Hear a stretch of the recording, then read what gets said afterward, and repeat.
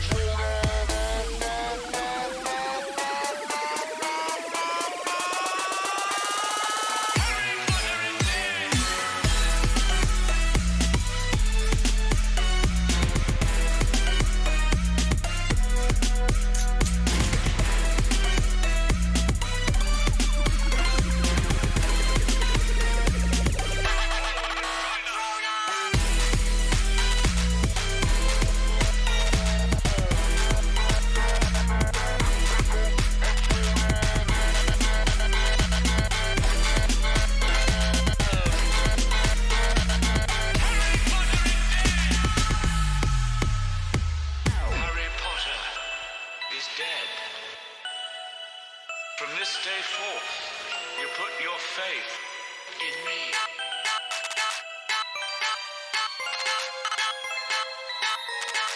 Expecto Patronum!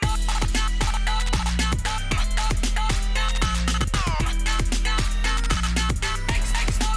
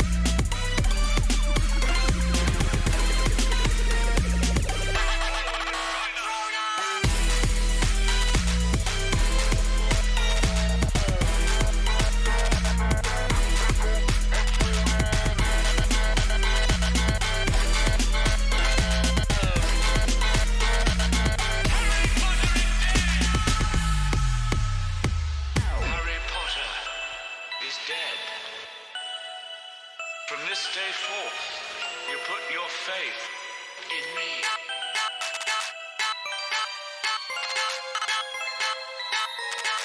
Expecto Patronum!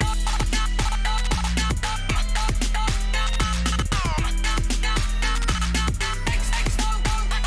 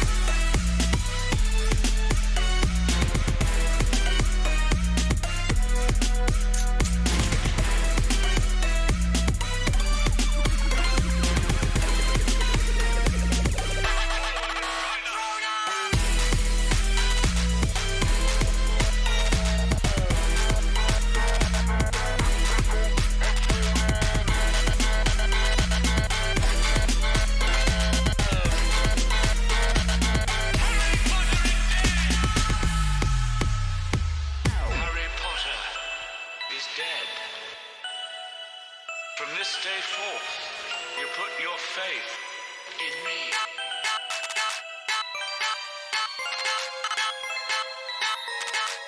Expecto Patronum!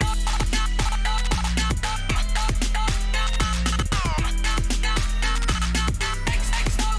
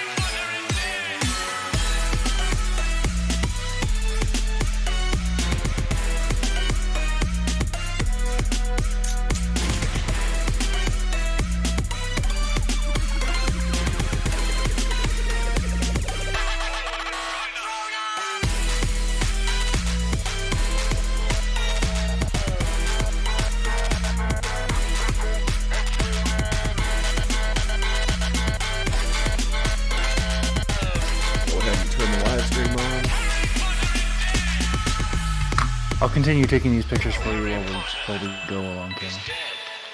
Yeah, no rush. From this day forth, I love those, like the painting and all of it. I love it all. I never got into it, but I've always been fascinated. My dude does it, and like that's what he does, I guess, you know, whatever you want to call it. Like he's a professional fucking painter, but like he does figurines for all of his fucking D&D shit.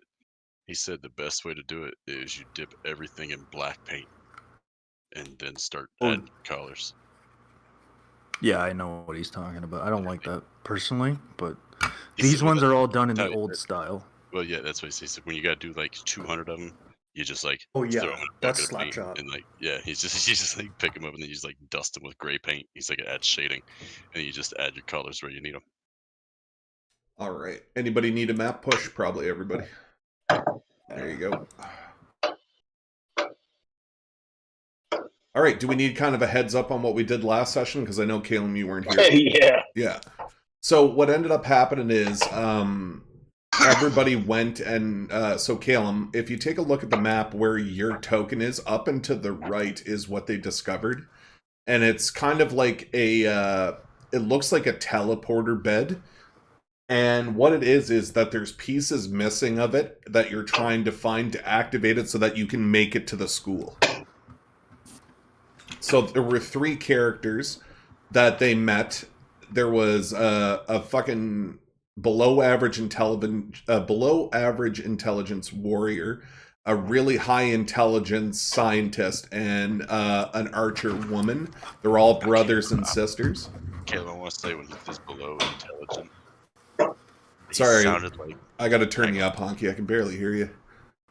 I can barely hear you, Sean. I wonder why. But Honky. Can you is very turn me up? loud. I probably could, but it sounds like it's something on your end. You're the one who's having all the sound problems outgoing and ingoing. Weird.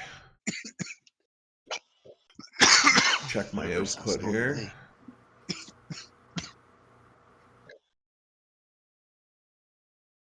Like I turned it way up. Does and then the anybody other else two have a were hard too time loud, so I hearing had to me? turn it back down. Does anybody else have a hard time hearing me? More than everyone else, but not that bad. I could turn you off, but Yeah. Yeah, because none of my shit's changed since the dawn of time. It's all the same from what I can see here. But yeah, just every once in a I while, turned you Honky off. gets quiet and I gotta turn it Ah! on. So, there you go. Too All right, so anyways, Too what loud. ended up happening, Caleb, is that they found out that I could even actually push you the picture. So they found out that the plate itself is actually what seems to be the Egyptian calendar, and there's pieces missing. Let me see if I can find it here for you.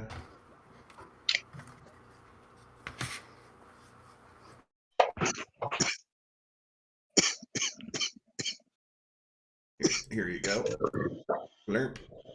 So, so you can tell that the old guy is like trying to study it and figure out how to get inside, and that seems what they're doing. And basically, the party went up and started talking to them, and that they're both of their goals are the same. Everybody's trying to get to the school, but they've just been here for a long time studying it, and they basically say that they need to find the pieces, and each one of them represents an animal. So one of them is the one on the right hand side that looks like a circle with a tail on it. That one they found, and it's a scorpion. There was an underground scorpion that was pissing everybody off, and they talked to it with speak to animals.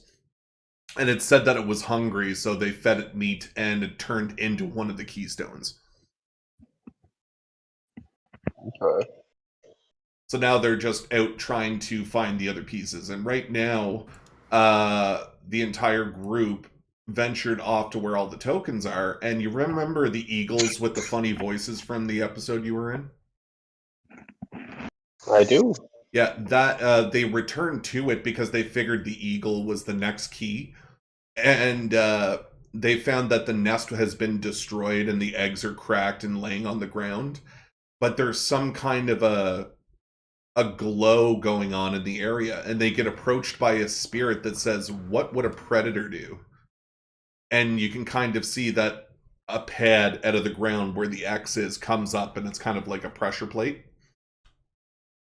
And with a really good perception check, they were able to spot rocks on the cliff hand side that started to glow with a blue hue. And they were in the middle of trying to figure out the puzzle. So that's where we are.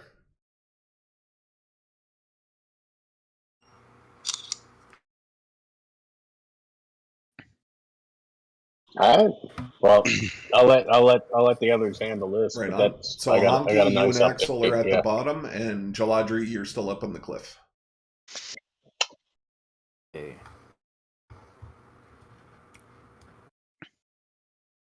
Oh, it was such a good idea to make coffee.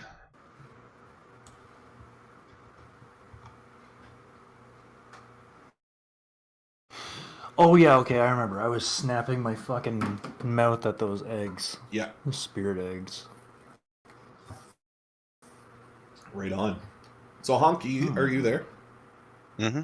So you take a look around in the surrounding areas, and behind you, you can see the aftermath of where the scorpion drug itself back into the hole, and you can see that the pressure, the sandstone plate on top has come to rest, and everything's kind of settled over there. To your left-hand side, you can kind of see where the tabaxi are with the rest of the group that's just chilling around a fire. You don't see too much going on there. But as you're kind of looking around, you take a look at this plate, and you notice that there's like Egyptian style writing around the side of it that you recognize from previous encounters. Well, I'm gonna investigate that. Mm-hmm. Yeah, take a look at that, see what I can. Right on. Pull What from are that you? information. What are you looking for? Like, kind of describe to me what you're trying to figure out about it. So, what do I recognize about these symbols? Just like I've seen them somewhere else. Like, Okay, I will give you the option of a religion check or a history check. Fuck. they're both the same.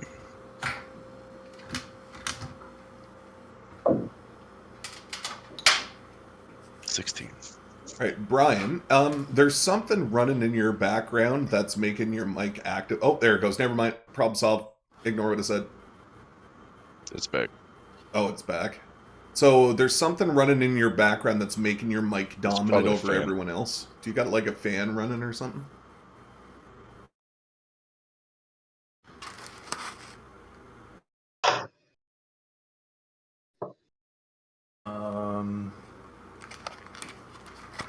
I think it's just a noise gate issue. Computer fan.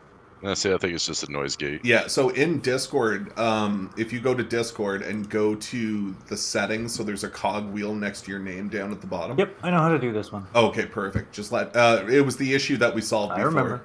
Okay, good. All right, go ahead, Scrog. Yeah. So Scrog, I'll get you to roll either I'm or. not Scrog, I'm Steve. Oh no.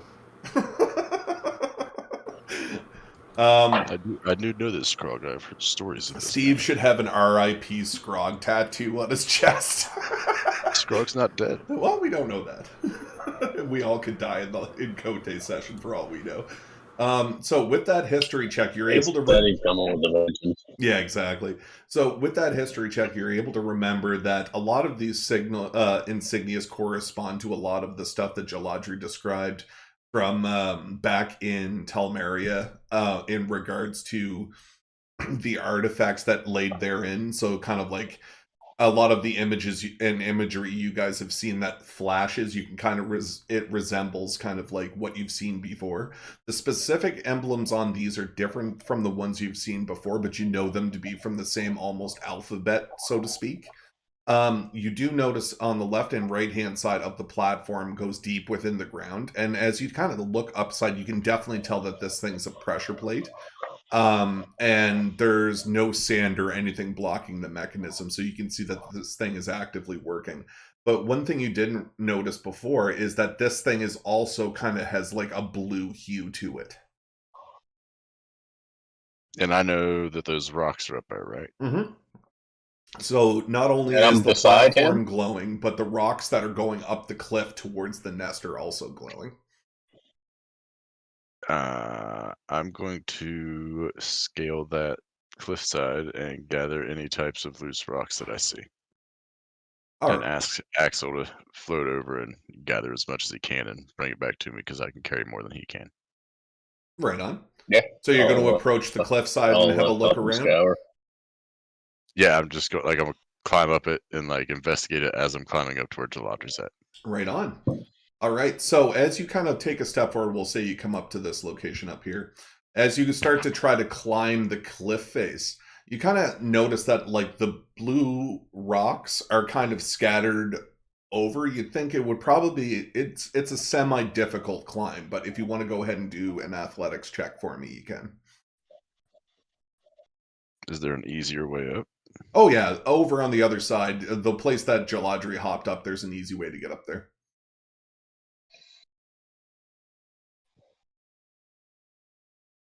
All right. 23. Right on. So you just kind of, look down at your palms, you rub them together, you spit, and you kind of rub it in again, and you just start the climb. As you kind of like put one hand over the other, you find it very uncomfortable positions as you start to climb up the cliffside. It's about 20 feet up. So it's a trek, and you kind of have to dangle in certain locations, but with your extreme upper body strength, you're just like laughing, thinking this is actually quite fun. And Jaladri, as soon as Steve reaches the top, you see his hand slam on the side and pulls himself up. There wasn't any rocks that you were able to dislodge other than just foothold dust. And as you get up to the top, Steve, you also see that there's a nest up here that seems to have like an ethereal broken shell of an egg with a blue hue. I'm gonna try to pick it up. Okay, as soon as you go to grab for it, your hands pass through it, and it almost kind of like disapparates a little bit, and then the form comes back together and reforms as a broken shell in the middle of the nest. I'm gonna wave my hands around it and see if I can see see if it's like a hologram. Right on. So as before, when you pass your hand through it, you can actually see small particles of the vision that you're seeing pass through your open parts of your fingers. And whenever you pull your hand back, it almost slightly goes in reverse and reforms to the egg.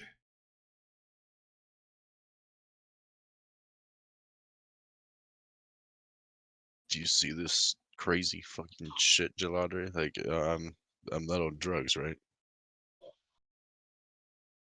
Eat this crazy shit. Is it like sandy there? Like, can I like move away debris to see if I can find something underneath of it? You can try it. I mean, like you won't be able to affect the egg at all, but you can definitely rummage around and see what you can find. I won't even make you roll for it, to be honest. So, Yeah, like I'm trying to rummage around, and then you said there's like rocks up above. I'm gonna try to like slingshot some of them rocks to see if I can get them to dislodge. well, the rocks are on the cliff side that goes down to the ground. Oh, and everything's glowing blue. Yeah, the platform at the bottom is glowing blue, and the rocks are glowing blue, and the egg is glowing blue.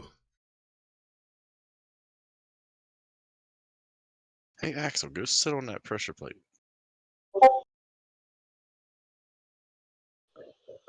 What? I would like to use my survival skill. I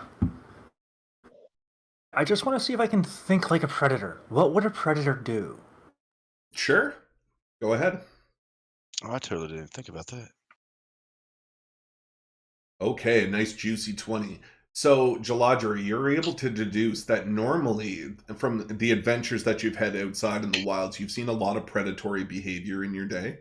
There's three major categories of prey drive that exist in the world that you're aware of. One is death from above, one is sneak attack, and one is overpowering. And you kind of sense that this kind of a kill was from a sneak attack like predator. Okay.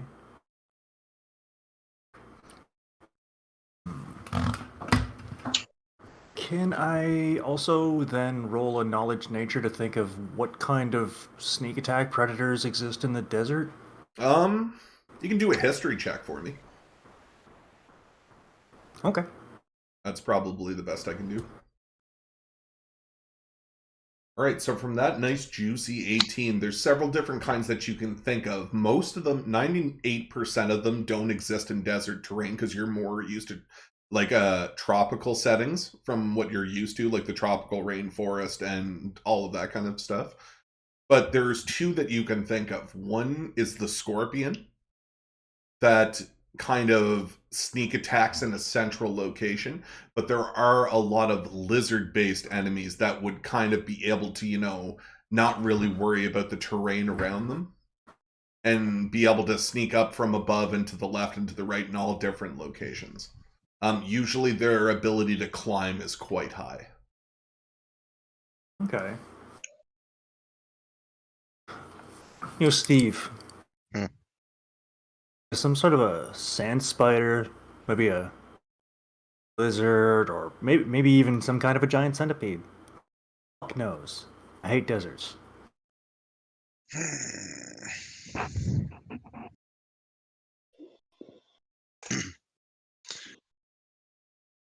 Can I use a wisdom to remember things that I would have learned throughout the times? About the What are desert? you trying to remember? Like any type of like sneak predators that would be like trying to eat these eggs, or like trying to, you know what I mean? Like, we're supposed to be thinking like a predator. These eggs have been eaten, broken. Yeah, if you want to go ahead and give me a nature check, there's some stuff you could probably learn. It's Joanna the Goanna. Nature wisdom, nature intelligence. Just nature. 15.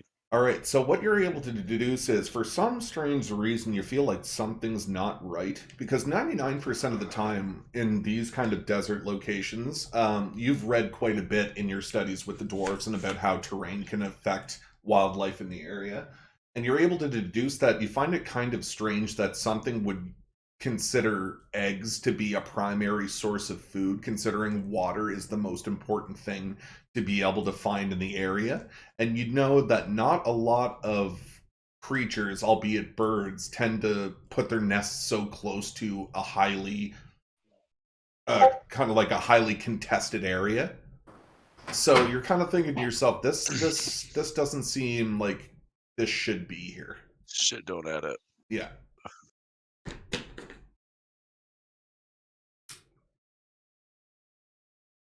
All right, so Steve's gonna try a Steve thing.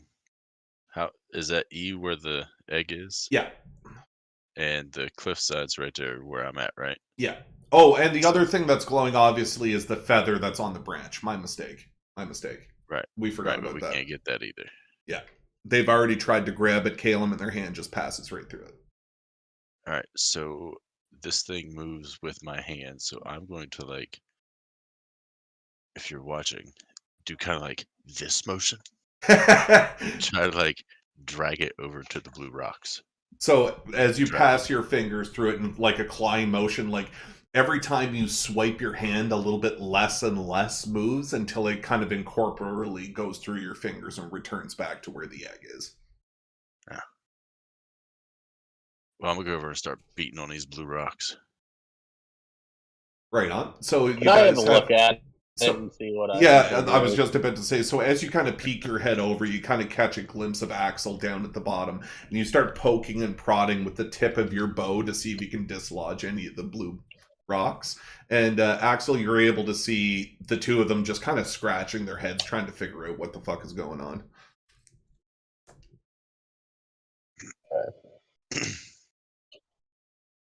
I'm gonna kick the branch. Yeah, we're gonna see what Caleb wants to do here first. By all means, of course. Yeah. Just remember that I said that. What's my general take on it? Like, I've been listening, but there's like a holographic seeming thing, and these two goofballs are trying to figure out what's going on here. Yeah. So, and there's a pressure plate, right? Yes.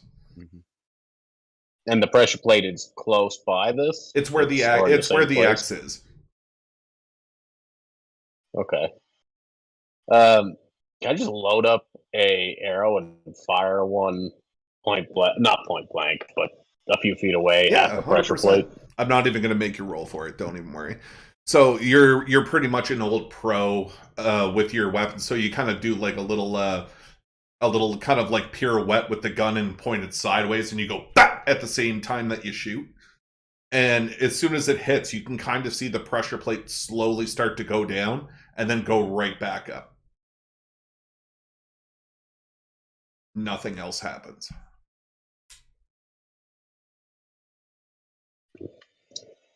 Investigation. Can I investigate around the area? Sure. What are you looking for? Maybe. I'm looking to see what the pressure plate does, if I can figure that out. Okay. I will get you... What it's connected to. Yeah, I will get you to do a perception before you do the investigation, please.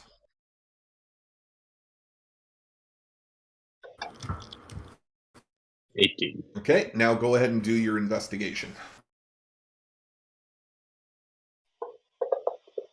18. Nicely done. So as you kind of approach the pad itself, you're kind of like keeping your distance from it because you don't really want to agitate anything in the area. You kind of get a glimpse that there's also kind of like a heavier blue filament underneath the pad that connects it to the podium. And as you're walking around, you're kind of thinking like, what is going on here?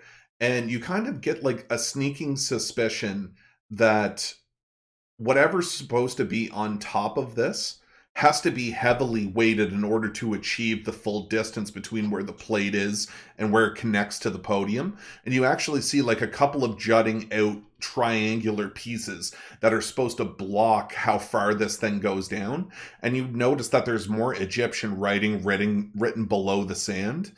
And you're kind of thinking to yourself, that's quite interesting. So you know that there'll be an outcome whenever this plate hits the very bottom. That's what you're able to discern so far. You can't really see anything that juts out in any directions because it's buried underneath the sand. Does it look like it'll be a dangerous outcome, like a trap? I will get you to roll me an insight, s'il vous plaît.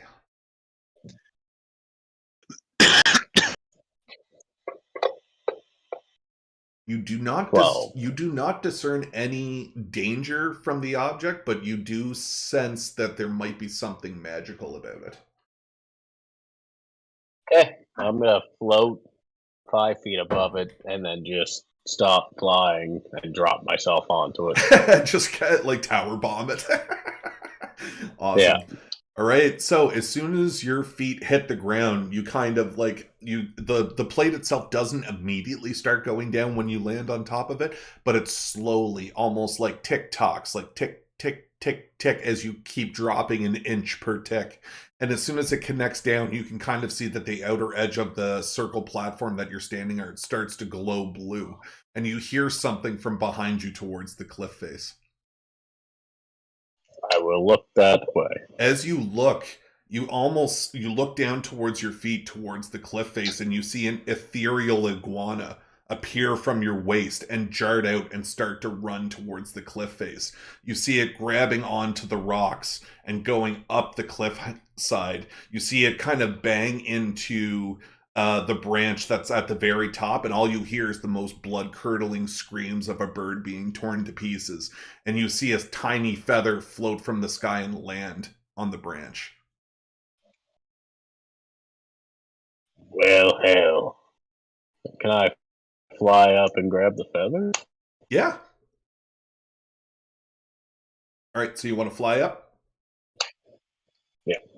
Okay, And so then I'll grab the feather and then probably pass her off here to all the right. other guys, see what they're doing. As soon as you kind of take off, the plate itself starts to click back up, and about halfway you get to the feather, and you can kind of reach out and almost touch it, and then when you go to rub your hand against it, your hand passes through it. And then you hear the tick, tick, tick of it click back into place. I'm going to jump down off the cliff and go stand on the plate. All right, roll me a Constitution check. Constitution? Yeah. Not in athletics or acrobatics? It's a 19. So, Steve, you kind of run off all willy-nilly, and you just kind of like hand step the cliff, and as soon as you hit the ground, you stand up and all the dust just flies around you. You had a really epic hero landing, and you're just like, you look over at Axel and you're like, I don't need no fucking wings, and you just start trotting towards the X. I'm just gonna put my hand on it and like push it down. Okay, and exactly the same thing happens. Whenever you press down, it goes click, click, click. And as soon as you make it go faster, and then as soon as it clicks into position, you see the same vision of an iguana coming from the platform, running up the side of the cliff, attacking the bird, and then the feather landing. But I'm going to get you to roll me a perception as well. Ooh, baby, I love the way. Perception checks. That's a fucking 20. Perfect. So something that you didn't notice before, Honky, is that there's actually very, very small squiggly footprints from the platform that go to where the iguana was standing and running up the cliffside. You can actually see its tracks.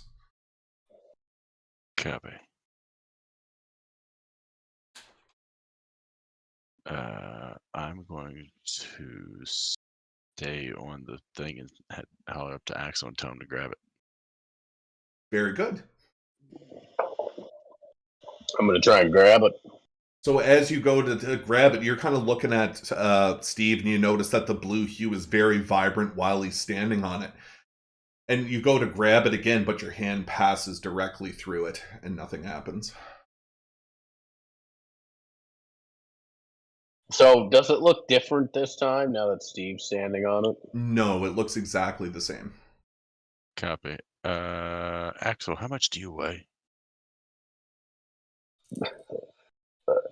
About 36 pounds, soaking wet. Copy. I'm going to put the 2 pieces of quartz, we're just going to say equal to 38 pounds of matter onto the scale. I'm currently carrying 125 pounds. Very good. All right, so you go and you set all of these like rocks on it to try to see if you can jet it down, and all you see is the platform itself go click, click, click, click, click, click, and it reverts back to its utmost state. Oh, well, I'm going to push it all the way back down and follow those tracks then. Okay, so you basically what you're doing is you're putting your hand on top of the rocks and pushing it down. Yeah. Okay, so as you do that, all you hear is click, click, click. It clicks onto the bottom location, but for some odd reason, you don't see anything change. Even though it's in completely the most downward position and the blue light is glowing. What was the name of the app? Oh, Fantasy Grounds, man. Fantasy Ground. I'm going to move the rock, like brush the rock, or put the shit back in my inventory. I'm not just going to throw it away. I'm going to put the shit back in my inventory, and I'm going to my hand on it. Okay. As you go, you place your hand on top of it and you press it down and it goes click, click, click, chink. And you can kind of see the blue aura reappear and you see the ethereal image of the lizard darting off as quick as it can. It grabs onto the side of the cliff in all the locations where the blue stones were. And then you can kind of see the juddering of the tree and then you hear the blistering scream. And then and then the feather falls back to its original position. Steve, do you think it might have something to do with these blue stones? Where it's walking, see? And I'll fly over and investigate the footprints. All I right. think I need to follow the trail.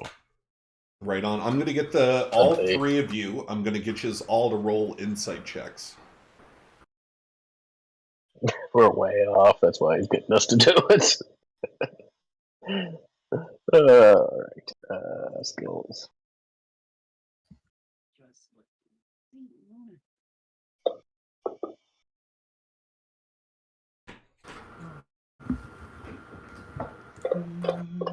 Alright, so how did I join you guys?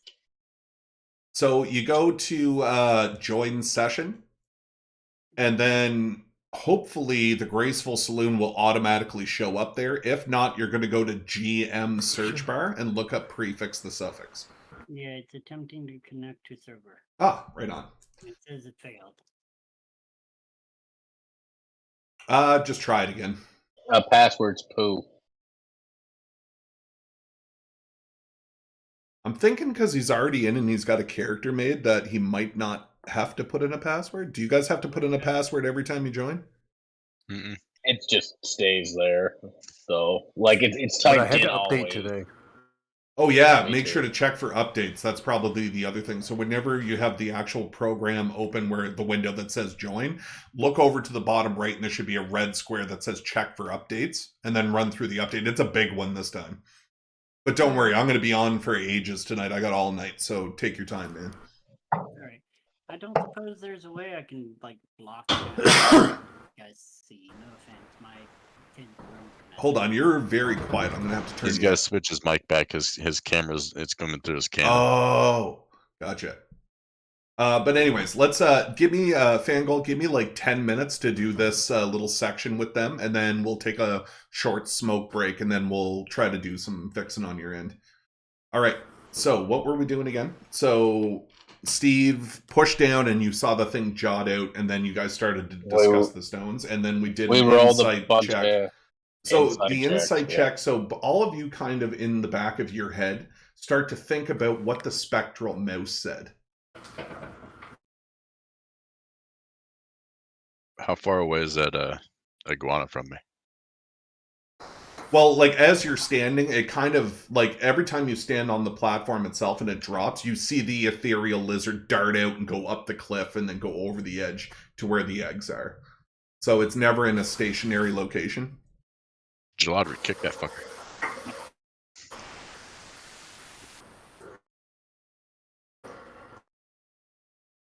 Attack the iguana. Catch it. I'm gonna try to catch the iguana. Okay. So again, Steve, you would have to step off and step back on in order to reinitiate the whole thing. That's fine. Okay, so we'll say that you did that, and Geladri, I'm going to get you to roll a reflex check for me as the iguana comes over the cliff.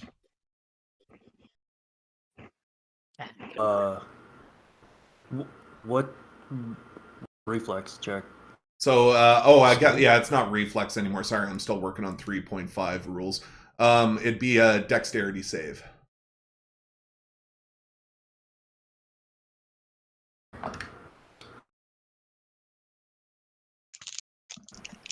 All right, I'm in. Right on. So yeah, so just chill out, listen to the story, and just kind of get familiar with shit. And then Grimla. as soon as we get to it, we'll come to it. Jaladri, as you go to, you see this iguana coming over the edge, and this thing's feral looking, but it's also like very tinted in blue, so it's kind of leaving like a semi-visual trail behind it.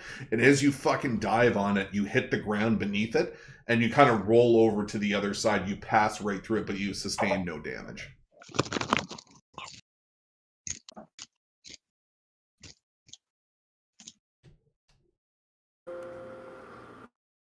Does it continue on its way?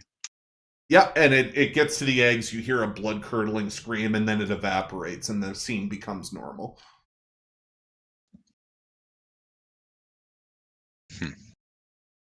Oh, it's clearly trying to tell us something. Do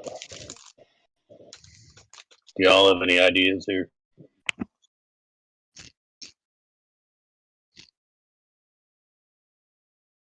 Not really. No, this is fucking confusing. What do we know?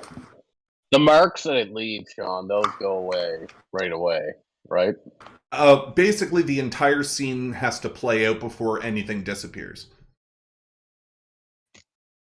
So, and remember, Alright. remember what the ethereal. Do we all remember what the ethereal rat said? Something about think like a predator. What would a predator do?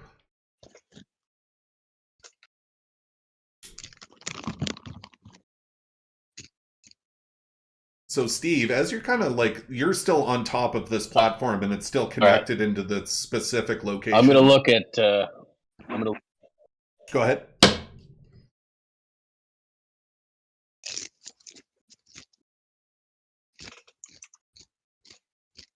What's up? Okay, Steve, hit that plate one more time. I'm gonna do that. Okay, so as he goes, he kind of, well, you're still standing Right. on it, so you take a step off, and then you step back on, and it starts to click, click, As click. it's coming out, I want. Right, yeah. Go ahead. Sorry, I might be cutting out a little bit. No problem. It's all right. Can you still hear me, though? So, I got you now.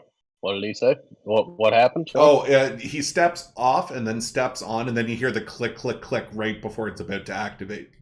So you're watching the whole thing very intently. So as the lizard comes out, I want to shoot it. You want to shoot it? All right. I'm gonna get like a predator would. Okay. So as you take a shot, Yeah, like the phantasmal lizard. Yeah. So as you take your shot, you notice that the arrow kind of zips through its forehead and lands in the ground beside it. But what I want you to do is roll me a perception check.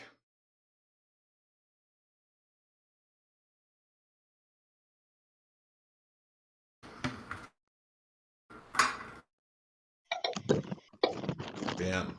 Nicely done. So something that you didn't notice before, Axel, is that when you're watching the entire formation at the beginning, as soon as the pad itself clicks in the bottom location, something you didn't notice that it kind of looks like the lizard started underneath Honky on the plate. And you kind of see it step down onto the ground before it hauls ass up the cliff.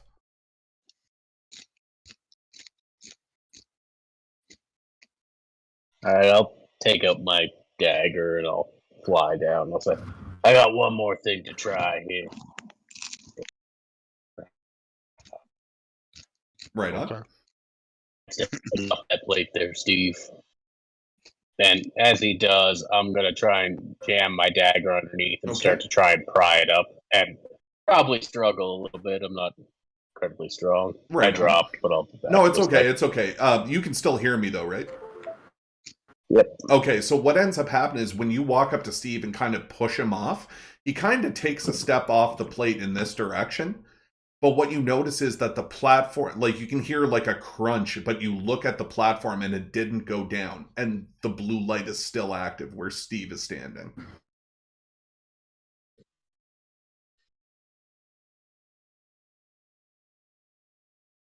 It's still active? Still active. So, Steve, you kind of look down a little bit and you realize that you're standing in the marks of what the iguana made in the sand.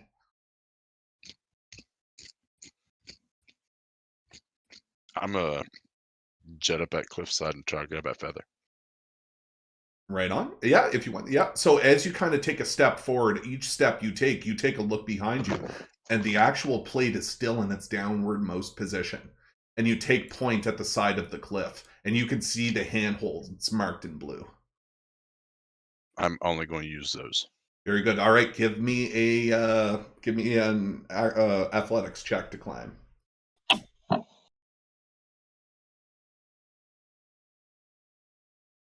11. Right on. So you kind of put your hand forward on one of the blue ones and you kind of lift yourself off the ground. This is easy peasy work for you. You're used to this kind of shit. But in the about halfway up, you notice that there's one handheld that's really off to the side and you're really going to have to stretch for it. So I'm going to get you to roll me another athletics to get to that platform.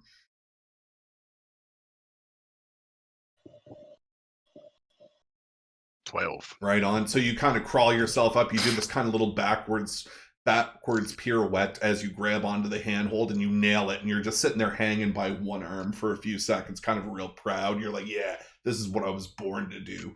And then you kind of like get like a sneaking suspicion that this is the appropriate course of action as you climb up to the edge. And the only way for you to be able to get onto the platform where Jaladri is, there's a handheld that's right next to the branch. And as soon as you pull yourself up, your shoulder hits the branch and you can kind of see it shake. And you climb up and now you're standing right in front of the nest. And as you look, you can kind of see 3 or 4 small chicks just kind of bobbing up and down and just hatched eggs. I'm just going to grab them. Right on. So as you kind of go to grab onto them, your hands kind of pass through an ethereal form, but you feel them this time. There's actual matter there. And as you go ahead and squeeze your hands together, the blue light envelops you. And from Jaladri, your position, you can see as soon as Steve closes his hands, an ethereal feather floats up into the air and lands on the branch. And everything slowly starts to dissipate. And as you look towards the branch, you can actually see the key piece of the eagle sitting on the edge of the branch. Damn. I'm going to grab it. I grab the key. Hell piece? yeah. So you guys can go ahead. I don't think you should have to put this in your inventory. We know you have it, so don't even bother. And there you go. Either way. Congratulations, you guys figured out the puzzle.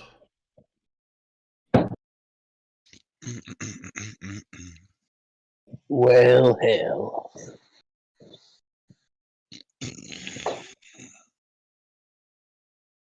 Oh, is nobody in Facecam no more? My Everything pooped? internet was lagging way too bad. Yeah, don't worry about I it. could barely hear you guys. I Yeah. wasn't in the session, so I didn't know if you wanted me on. Oh, fuck I'm it. muting. Why not, man? Join in. You're part of this just like everyone else is now. Don't worry about it, Caleb. If you're thinking it's all internet shitty things, don't worry about her.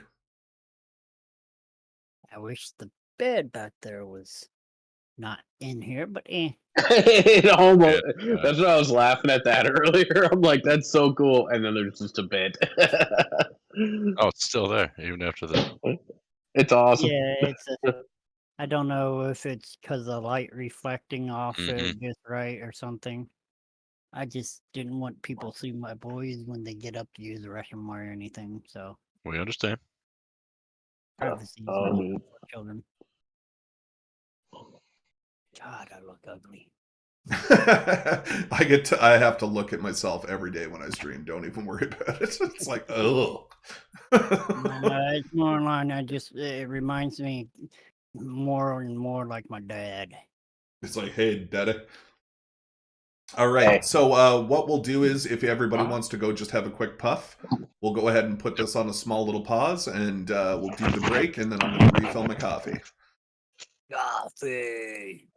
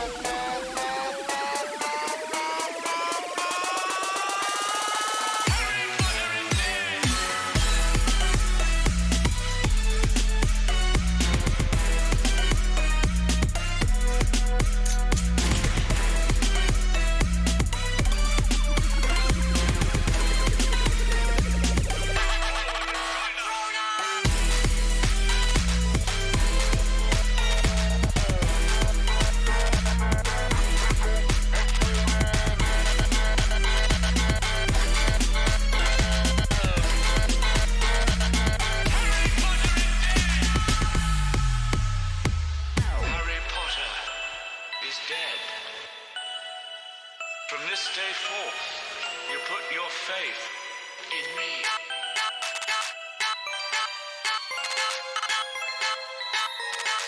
Expecto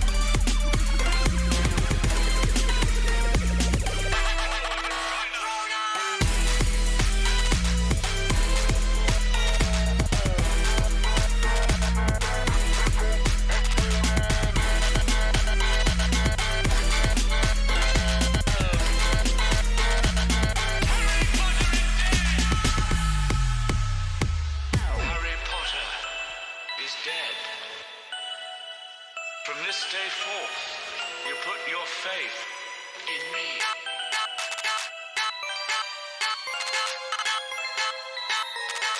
Expecto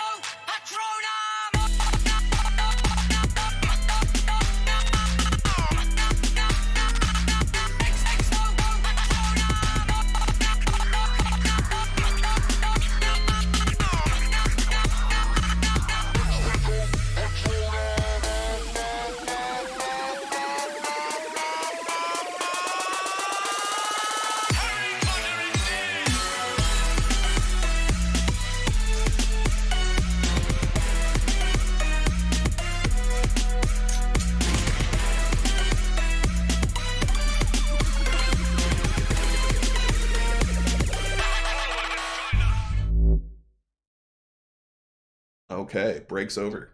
All right, so you guys are like standing in various locations throughout the area, and you kind of notice now that you have two of the glorified pieces that you're looking for. Yeah, and that's where you were.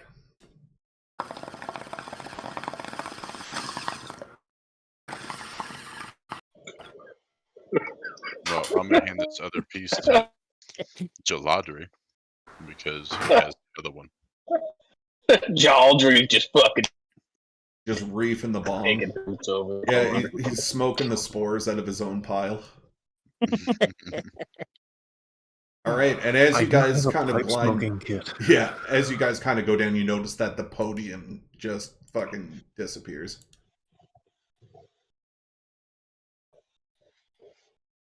Well, 2 down, 2 to go.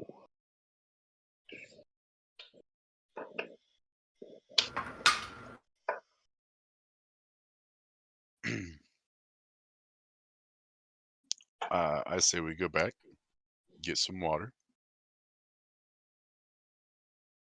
get some food, cook up some stuff there. Short rest. Go out and try to find these other two. I am feeling mighty perched.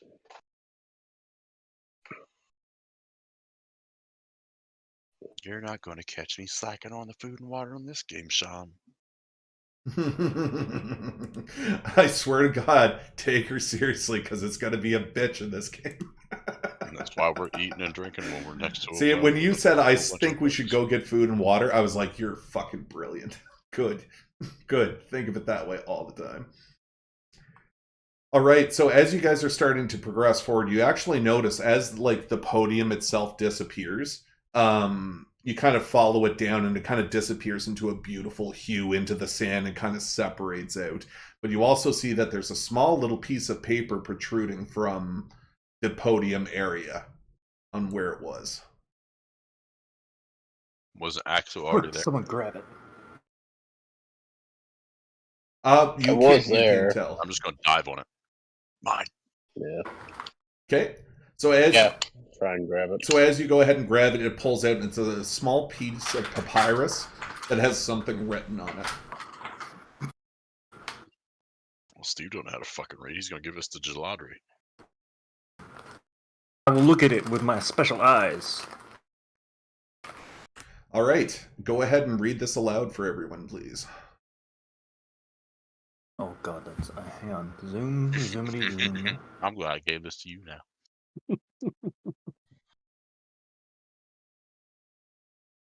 Okay.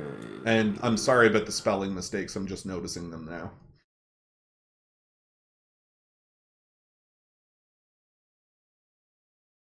Okay, this is gonna take me a second. I'm just gonna pre-read it so I don't.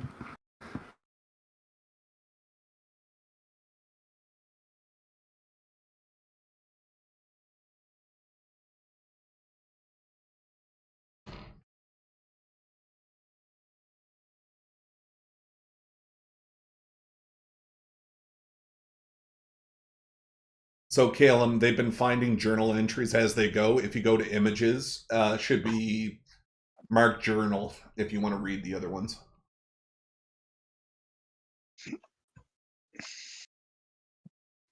Better hope we never make it big. So many fucking companies are coming for us. Right. I mean, they're gonna come for us. Cool. They're gonna die and like be poisoned outside the walls, but Right. Don't worry, I got that one covered. That's a really nice touch, Sean. I like that. I needed okay. to have I figured like the biggest thing that we are missing is kind of like an impartial backstory that you can just learn about the lore of the place. So it's like that's what I kind of designed this for. Yeah, cool touch. Okay, check this, guys. It says oh my fucking god. Don't Journal worry. entry number 208, Machiavelli. Not stopping to read the warnings, whether ignorant of the language or uncontrollable urge to best her male counterparts is still unknown. Esri cracks the seal on top of the casket, and with several hard pushes, the casket faceplate shifts to the right. In its wake, a swarm of black beetles escape the cavity, or deep into the chest of the carcass of what seems to be a male wrapped in ceremonial cloth. Endeth the note. And there endeth the note. So Wasn't Machiavelli that racist dragonborn? So, and I just want you guys to also go to quests real quick, and I want to show everybody this just because. So these are all your active quests. How do you go to quest? Holy shitballs. So on the right-hand side, there should be a drop-down menu that says campaign. And then quests, you just click on it and it shows you all the active quests. Oh, okay. So right now, I'll read off the quests that you guys got. So the first one that you guys completed was Survive the Crash. That was the Zeppelin crash episode. Everybody goes to level 4. The next one you guys have is Tracking Knowledge, which is Venture to the School of the Gifted. That's where you guys are trying to go. Fast Paced is Gain Personal Transportation Device. That's going to be fun if you guys can figure out how to do it. Past Days is Help the Siblings Fix the Portal. And Know Thy Enemy is the specific one I want you guys to note for the notes. I'm actually already reading that. And then Paw of the Many is the second one where you guys met Ma'at and you need to find out how her scale works.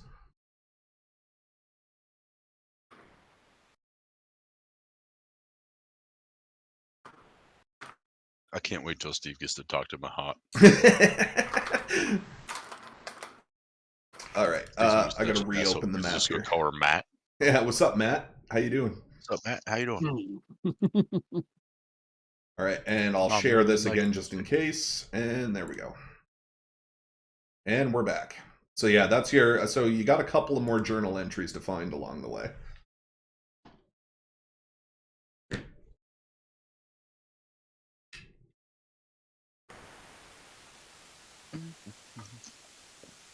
I see. So, heading to get some vittles. Right on. Yeah, just decide where you're going and move as a unit, and I'll move your tokens for you.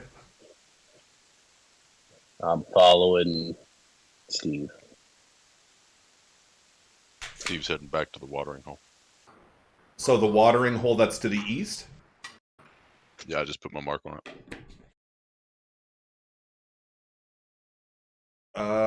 Oh, you're going back to camp with like the other guys. Okay, gotcha. All right. So bam. So you guys are going too? Did you want me to go to a different camp? Well, there's just when you said watering hole, I was like, oh, I don't think there's any water here. Wasn't there in the previous screen though? Or No, was I the wrong? water you guys are thinking of, if you expand the map and zoom out, the water's to the right. You can actually see the water marked with the 2 X's on the map. Oh, okay. Oh, is that not the well right there? No, that's a campfire. Oh, okay. Well, then retcon this. And take us to the well. So, like the little oasis thingy? Mm-hmm. All right. So I guess you guys are going this way. That's where the water's at, right? Yeah. Which means that's where like the boars are running just to the right of us. So yeah, so the boars that you saw running around this canyon, like the noise has subsided, so it looks like they've gone really far away. But you notice this to be a well-traveled area. So we'll say you I'm gonna guys set up a small snare or a medium-sized snare. All right. And I will get you a token. How do I do this again? Assets. Control Alt Tokens. Delete. I mean, what? Don't do that. Tokens, lettered, medium, You got Alt F4. That's the right one. tabs. All right. So I'm just gonna put like 20 of these here. These T's, and these will be the traps you guys lay. So if you guys decide to put more along the way, we have the tokens to grab. Okay. Bam. All right, so where do you want to put the trap? Like, say, up here? So yeah, I want to like Or right out in the open kind of deal? yeah, like kind of like the well-traveled path. I just want to like Okay. kind of loop it around that. So we'll say you put it at the spot where it looks most traveled. So it'll be like probably right here, because that's where the long line of shit. Okay. And then I'm gonna walk down to the water and see if I see any type of fish. Okay, just put where you guys are going here. You guys can all travel as one if you want. What's up to everybody else? I'm gonna go to the water's edge.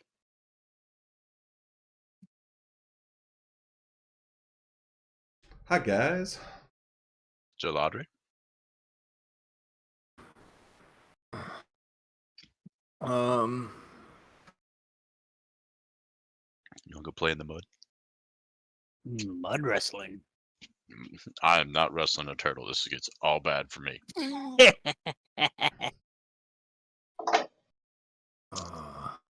Actually, guys, I'm sorry. I'm gonna have to take off. I'm fucking not feeling very well right now. That's all right, dude. No worries.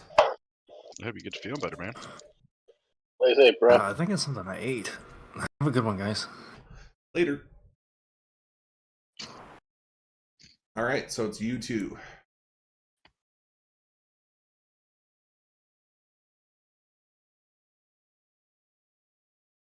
Right. Say Geladri sticks up here. My nose. All right, you still there, Caleb? Yep. All right, cool. So it's the two of you guys now. Push map again, please. E. Sure. I mean, I'm just chilling until stuff happens or we move on. So All right, so Scrog, you take up a step and you notice that you guys are near the water's edge now. Not really too much going on, but I'm going to get you to do, both of you do perception checks. Mm-hmm.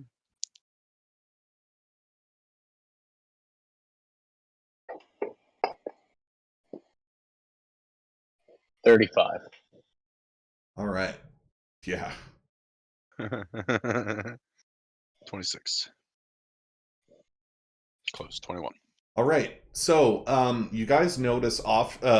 So there looks to be like a damaged tree out in the middle of the water, like that's sprouting out on a very small island, and you notice it to be a palm tree, and several leaves are kind of like floating in the water.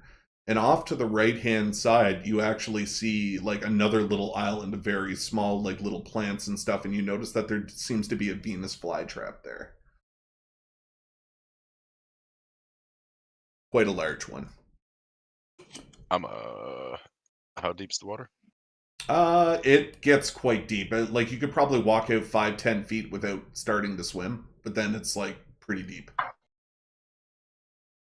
How far is it? It's all in real time. So I guess I can give you a little bit more of the map too, now that you can actually see it. Give me 2 seconds. I actually need another push. I accidentally closed the map. Like a goober. Thank you. Gooba gooba, yeah. Alright, so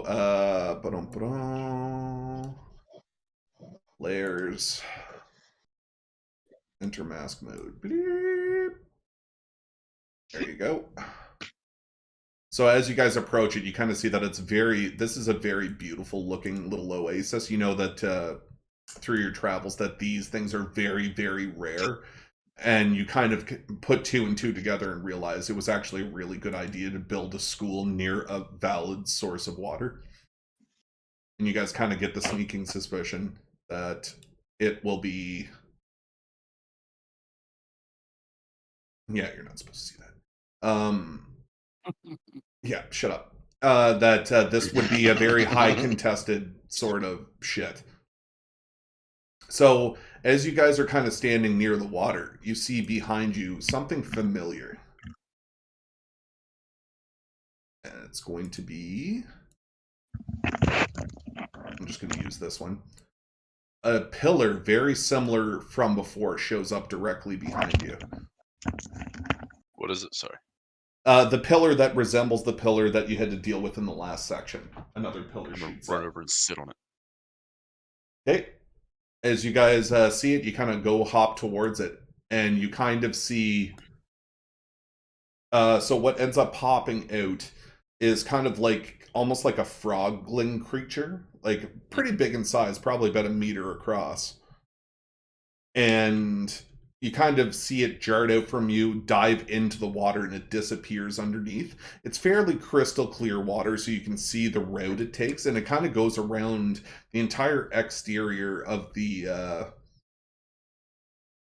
kind of like water surface, so you can kind of see it go this way, and then it circles around this way.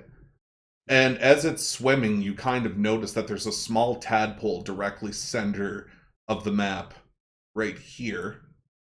And you see the frog kind of slide out towards it, but then you get this like a very large aura, blue aura, of a very large waterline creature that's actually following it, trying to eat it. So it's like being stalked. And then from the right-hand side, you see a small little mouseling creature pop up and says, "Oh, hello again, friends. I see you were successful." Aye, we were. Ah, smart ones you are. Leave it to the world to produce the finest candy the world has ever seen. Rat treats. So, hear me out, Ratman. You seem to already know these answers. You know what we're after. Why the elusiveness? Why the secrecy? Why make us do this? So the rat kind of tilts its head up towards you and starts looking you in the face, and you can kind of see the shimmering of blue, kind of similar to what's happening on the platform pieces. He states to you that I'm not quite sure what is happening, but I must be guided on this specific path. And you can kind of tell that the magic of these pillars is very resemblant to the magic on him. Son of a bitch, I'm not even sure if you're actually even here. Alright, so I'm gonna take my hand off the thing, and I'm going to push it back down. Okay. And I'm gonna take off and try to stay like with the frog or like ahead of the frog to try to get to that tadpole. Right on. So as soon as you step foot on it, so Axel, you're kind of taken back by what you just see. And you see Steve slowly start to contort, and his arms and legs start bending into different positions until his form gets smaller and smaller, and he embodies that of a giant frog about 1 meter tall. What in tarnation? Yes! Yeah! So all you look at it, all you see is...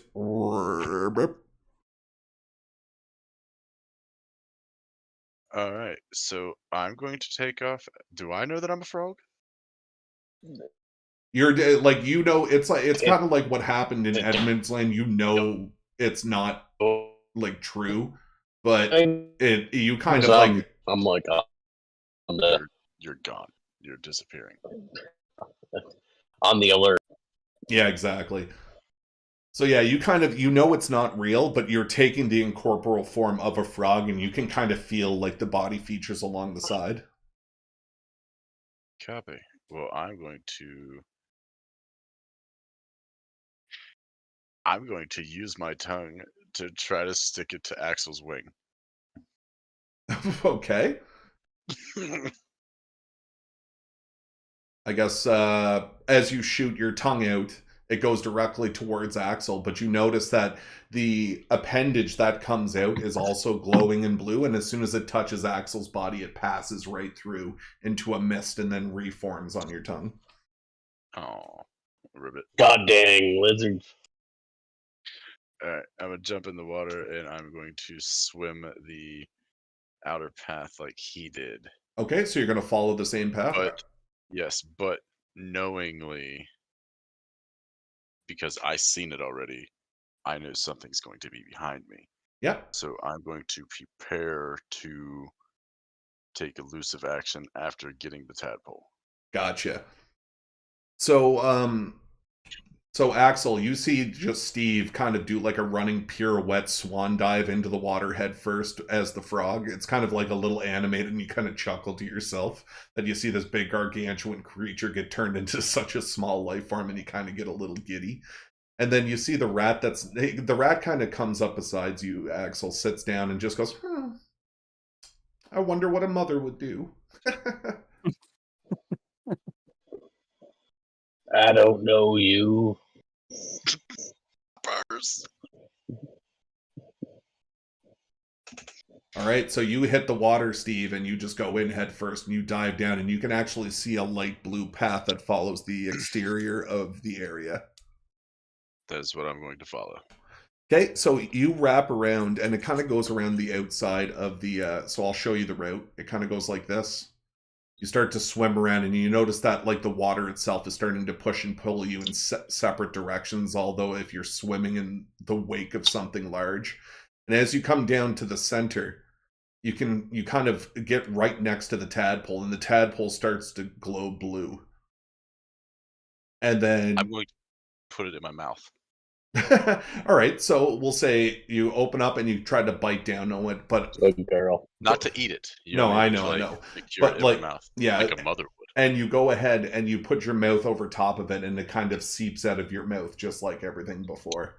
And you can kind of see that the tadpole itself is sentient, like it is an alive creature that can move, and it's kind of looking towards the left-hand side of the wake, and then you're presented with this. Oh yeah. Bam. Do I have to fight this thing as a frog? So it can, yes, you see this thing and it's looking towards the tadpole, and it's just sitting there in plain view. I wonder if I can actually pop out a picture of what it looks like for everybody. No, maybe not. It's all right. So it comes out and it's a giant... Sorry? Images shown.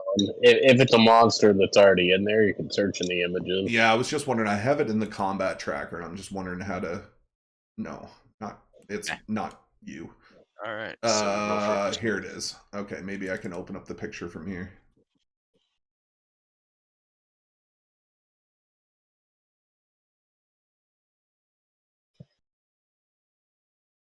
There. Let's see if that works.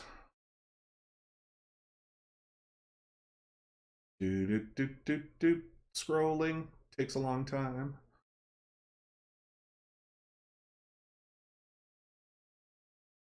All right. Anyways, it doesn't look like it's going to do it. But images.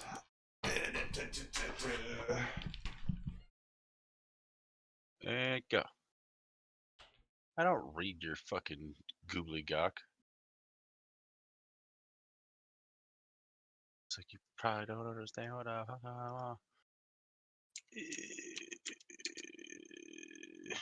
All right. Yeah, if you guys want to look up an image of a water weird, go ahead. You're a water weird. So as it kind of steps forward, it looks like it's very intent on eating the tadpole, and it takes a strike out towards the tadpole. The tadpole dodges left and like kind of hides behind you. I'm going to get close enough that I can, and I'm going to turn my back to it and kick the dog piss out of it. All right. So go ahead and just roll a basic strength attack. Like, just go to your stats on the front of your page, drag your strength, and roll it in the chat. See, yeah, well, let me drop it on him. So you come across, and one leg connects, and you can kind of see its head go back, but your other leg kind of zooms out beside it. And you can kind of see it just get stunned back, and it kind of goes back like an extra square. Copy. Be right back.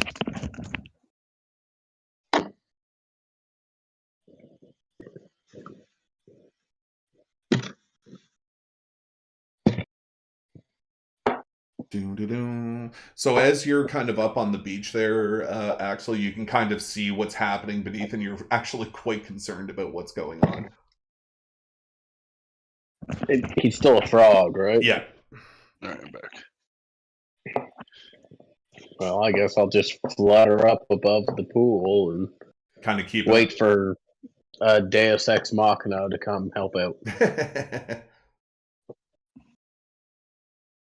All right, so now it's starting to circle there, Honky. And you just get this sneaking suspicion that you need to find a way out. Well, I am not letting it kill this tadpole. I'm pretty sure that's why I'm here. Oh, wait. Can I talk to the tadpole since I'm a frog? Sure. All right. Well, I'm going to explain to the tadpole that we need to swim towards the shallows. Hey, Bongo Man. What's up? Who is the bongo man? Is that the tadpole? Is the tadpole the bongo man? No, the sounds that were coming from your mic that sounded like you were playing the bongos. Oh, me. So as you kind of swim away, Honky, it kind of darts itself this way, and the tadpole just kind of backs up. Why does it keep disappearing? That's really annoying.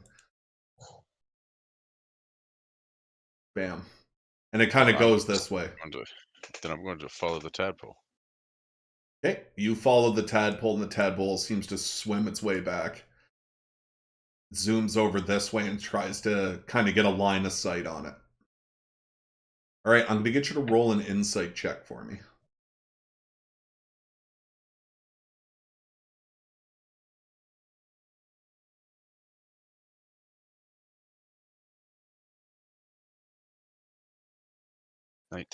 All right, so as you're kind of looking around your surroundings, you kind of get the sneaking suspicion that back where Axel is really the only safe spot for the tadpole. There's a lot of like very shallow rock faces that it can hide on, but you kind of get the sneaking suspicion that you're going to have to like distract this thing very profusely if you're going to want to save your kid.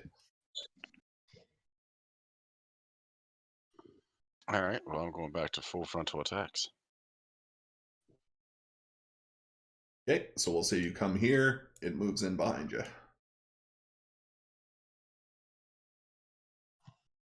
So go ahead and make your attack. Yeah, I was thinking that I could get your guy out to the face. That's terrible. All right, so you go to kick it in the face, and it just kind of opens his mouth and kind of grabs onto your foot and kind of pulls you over here to get you away from the child. And it just kind of starts venturing this way. And as it kind of releases you, now you're kind of stuck face to face with this thing. And it starts to circle this way. I am going to intercept this way. All right. I'm going to get you to roll one more insight check for me.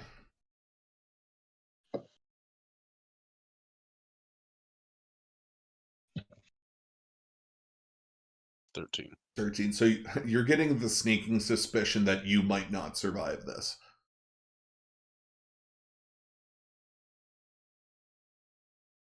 You're taking. Well, I'm an astral frog. I'm not sure if I'm supposed to survive. You're like, teach his own. Right. Frogs fuck, frogs lay eggs. It's all a circle of life. All right. So the tadpole kind of moves off to this location directly behind you, and it kind of circles forward and tries to get in on this side and comes within your range. And kind of just like, it's going so fast underwater, Honky, that I want you to like understand the gravity. Like as soon as it swims by you, your whole body kind of turns under the water as you're trying to like stable yourself. By the hydro pressure. Understood. Yeah. All right. Well, I'm going to try to kick it in its shit again. Okay, so go ahead and make your attack. So, like, the second you lift your ass off, it's kind of like a falcon punch almost. And as you kick your legs out, not only do you hit it, but it sends it back and slams up against the rock face as the tadpole moves a little bit closer. You can actually see that once this thing regains its composure, you can see its eyes start to glow very deep red as it dashes towards you. You get a reaction. What would you like to do as it's charging you? I'm going to kick the shit out of it again.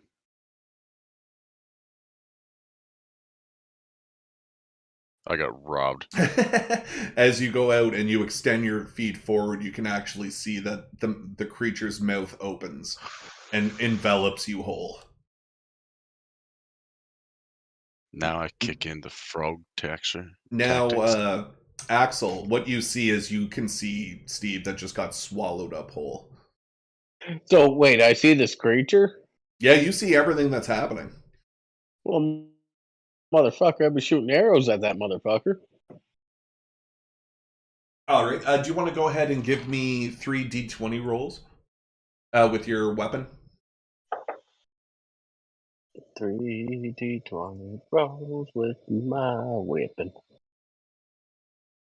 Oh yeah, we got this right here. 1, 2, Oh my god.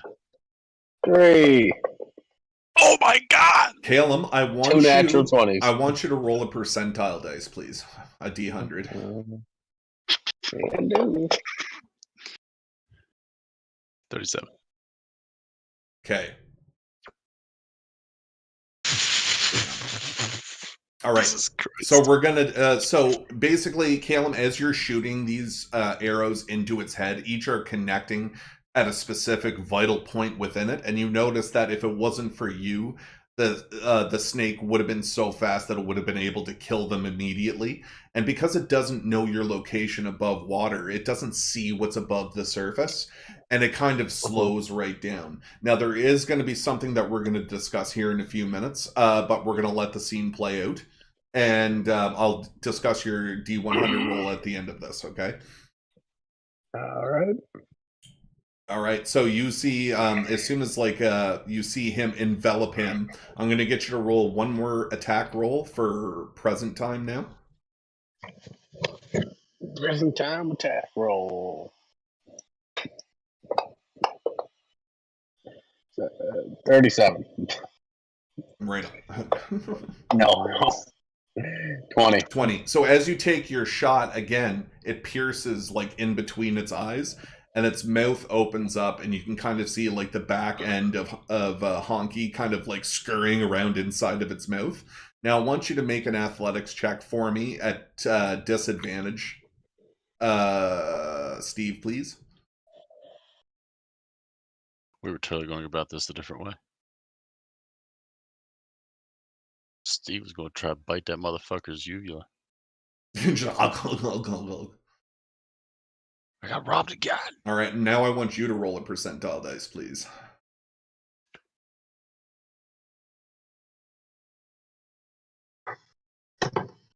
Very 25. good. So you're able to wiggle yourself partially out of the thing's mouth. Mm-hmm. And then all of a sudden you see is like the kind of creature gives you like one of those death roll shakes. Mm-hmm. And you see you're kind of in the thing's mouth head first, and you can kind of see on the other side of the teeth the bottom half of your body dislodge and fall into the water. And you see this Axel at the same time. But Axel, as you're looking around, I'm going to get you to roll a perception check.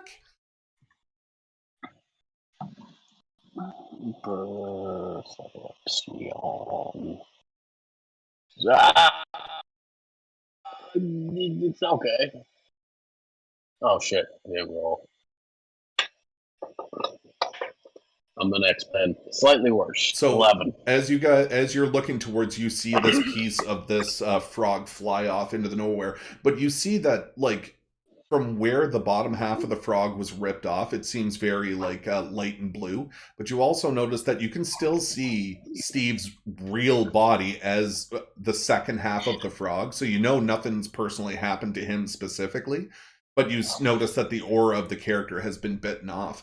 And you kind of hear this little chirp, chirp, chirp in front of you. And you take a step forward and look down. And the tadpole has reached the safety location. And then Do I pick it up?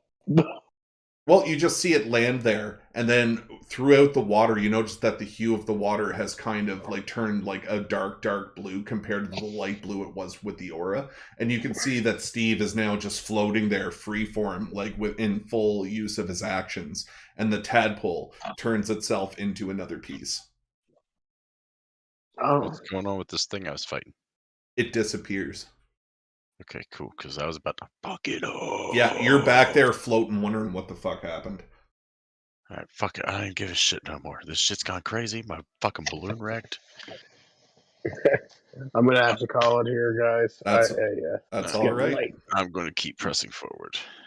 Sounds good, man. Well, play thanks. safe. Everybody have fun. Thanks for Still coming. alive. Right, like I'm alive. I watched my ass fall onto the ground. Swim back over here, pick up the piece. I now have 3 of the 4 pieces. 3 of the 4 pieces. All right. I'm going to go ahead and give me a big old drink of water. The reason I fucking came over here to begin with. We'll say you refill all your water skins and shit and all that kind of stuff. Oh, yeah. All right. Well, upon that, where did my person go? There he is. All right. All the water skins are full. Did I catch anything in my trap while we were over there? No, it's been like a few minutes and there hasn't been any passersby or anything like that. Okay. Did I ever make it out to the Venus flytrap? Nope.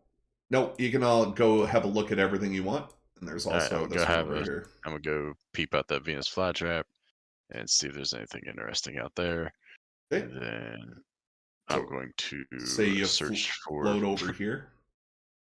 All right, so as you float over, you can kind of see, like, it's actually shallow water near this thing. Like, you pass by it in frog form, and you just go ahead and look at it, and you can notice that the Venus flytrap is actually pretty busted up, and it looks like just entrails of a plant-like creature, and you can go ahead and put those in your inventory. Freckles here. Hello. Hey, Freckled, what's up, girl? Hi. What's up, girl? How are you guys? Good. Sorry I haven't been around lately, man. It's been fucking horribly busy for me. Oh, it's okay, same. How's everybody doing? Good. What have you been busy with? Work? Yeah, we're just in the middle of D&D, so we were just like running through some of the stories. It's been pretty interesting so far. Oh shit, am I interrupting a live? Oh, it's all right. You're one of the players. Join in. Come You're on, one of the get players in in the live. I messaged you like 2 hours ago. I've been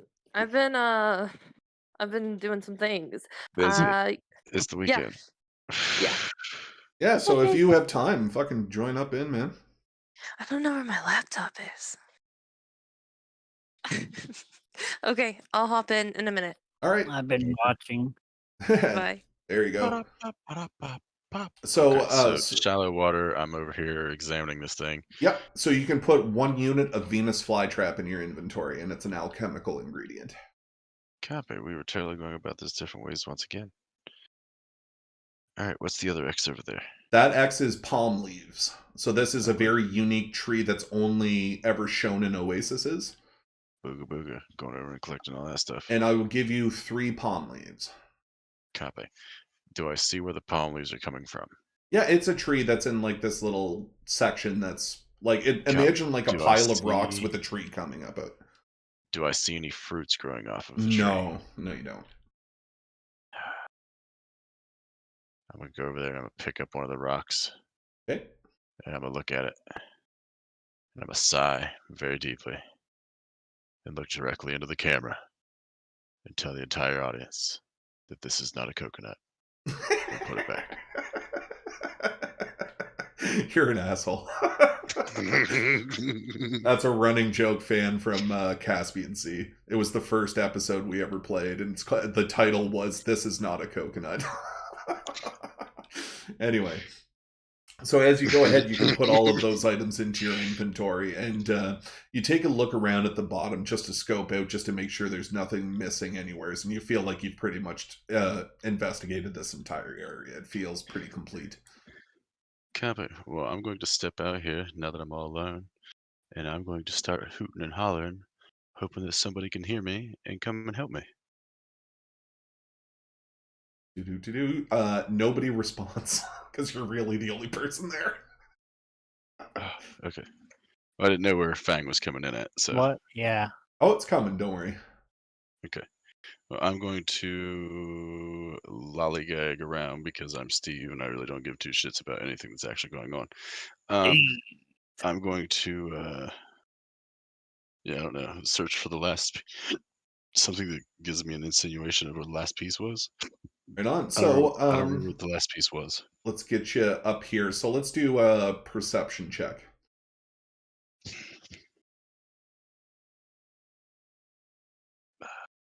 I'm at my window. You would do this to me right now. I knew you would. 11. All right. So you're able to determine this. So as you kind of step forward, you can actually see that the progression kind of goes right. But I'm going to continue right. All right. So I got to get out of mask mode before we continue. All right. So let's say you get to about here. So Honky, what you're able to see is you kind of come towards this big rocky face with a lot of shrubbery nearby. And all you hear is the sound of a very high-pitched squeal, almost like a cry out of an injured animal.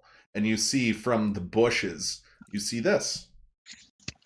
And it's coming. Why is... Oh. Do you believe in Magic, and I hope you do. You see this run out from the bushes.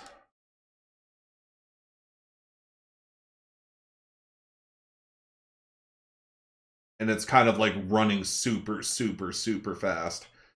And from like inside of the greenery, you can kind of see it shaking as if something large is protruding from it.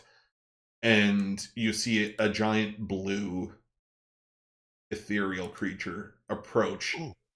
Oh, I remember Gelato talking about this guy. So I'm going to like kneel down and pull out a piece of the hog that I have, and I'm going to start making cute little puppy noises at this thing. Which thing? The pup or the boar? I only see the pup. Yes. Oh, the giant boar is just to the right.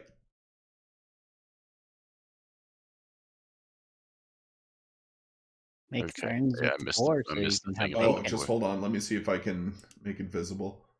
Bam. How about that? Copy. Did That's that? the boar.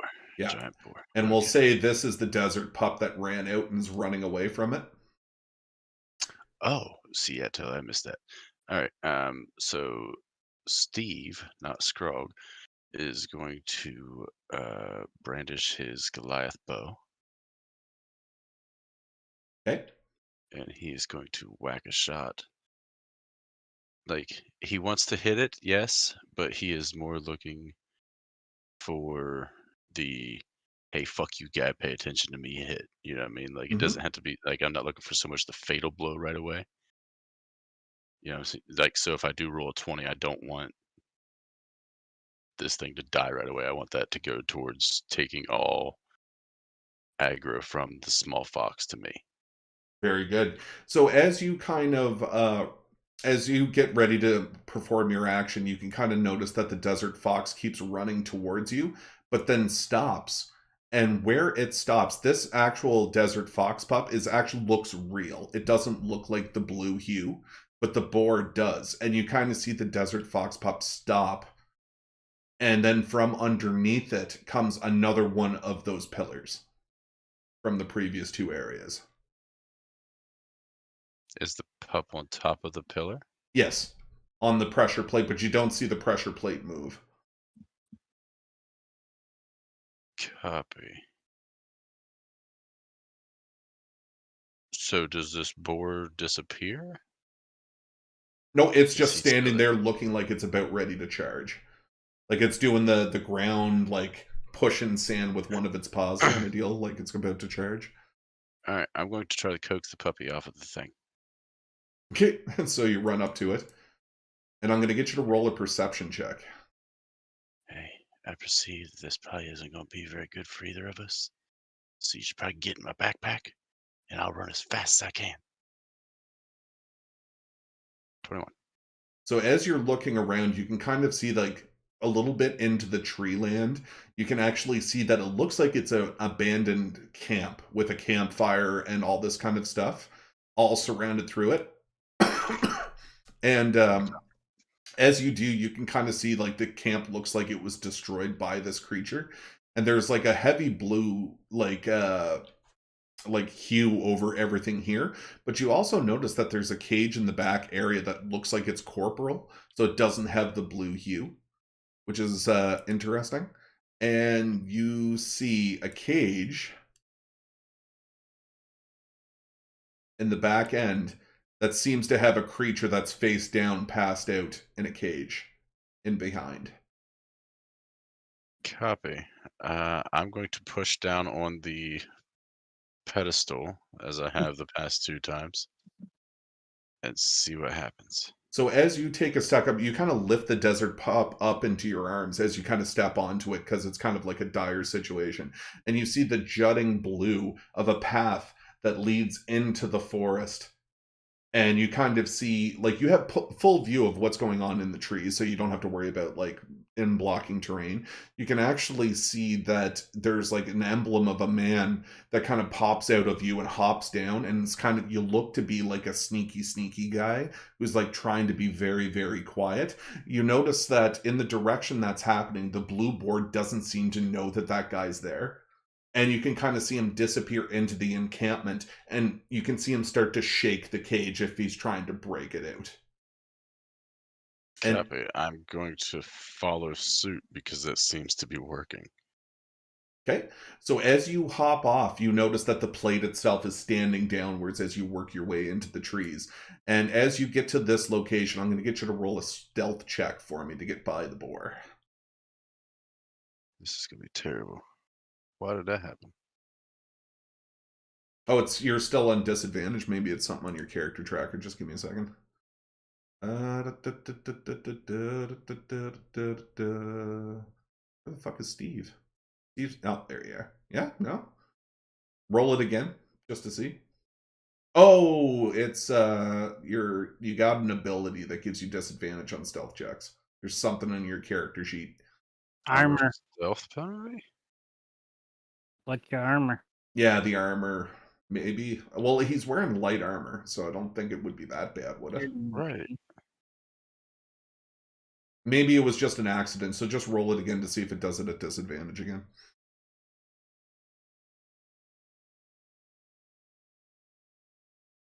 Yep. Alright, so there's something going on here. Let's have a look at your character sheet.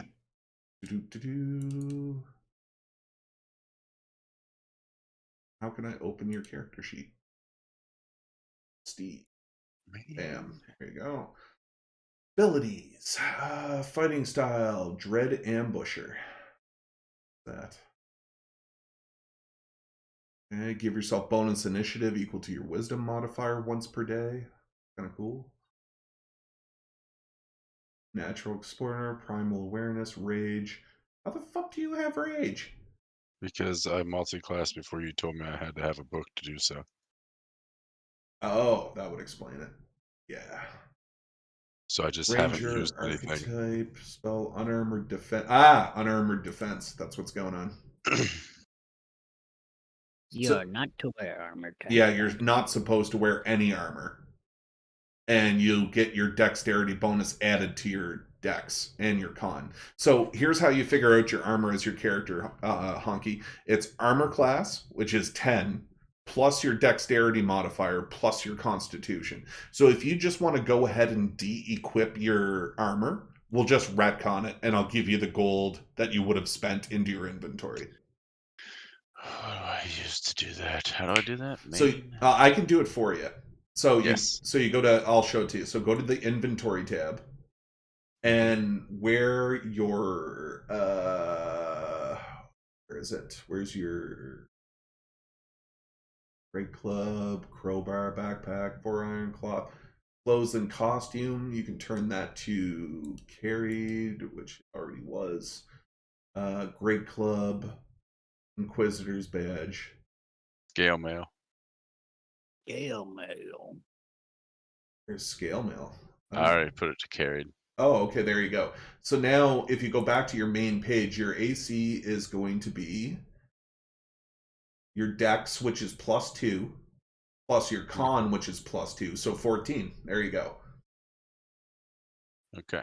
So the reason why you were getting disadvantages is because you were wearing armor you weren't supposed to have.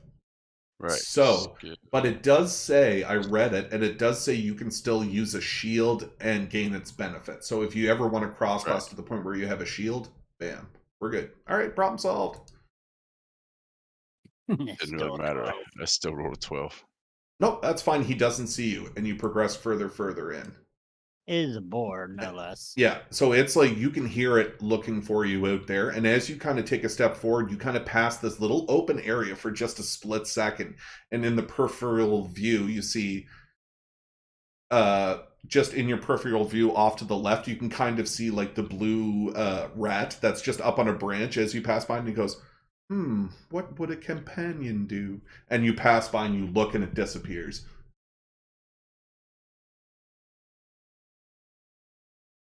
I'm really starting to hate fucking rodents. Just gonna Delicious. walk my way best way. This guy's asleep, or is he unconscious? He's unconscious. Alright, well, I'm going to get up close to him and start performing some kind of first aid on him. Okay, so he's within a cage, so it's very difficult to be able to reach him from where he is. It's a pretty large cage. I'm gonna get you to do a medicine check for him to kind of assess his wounds.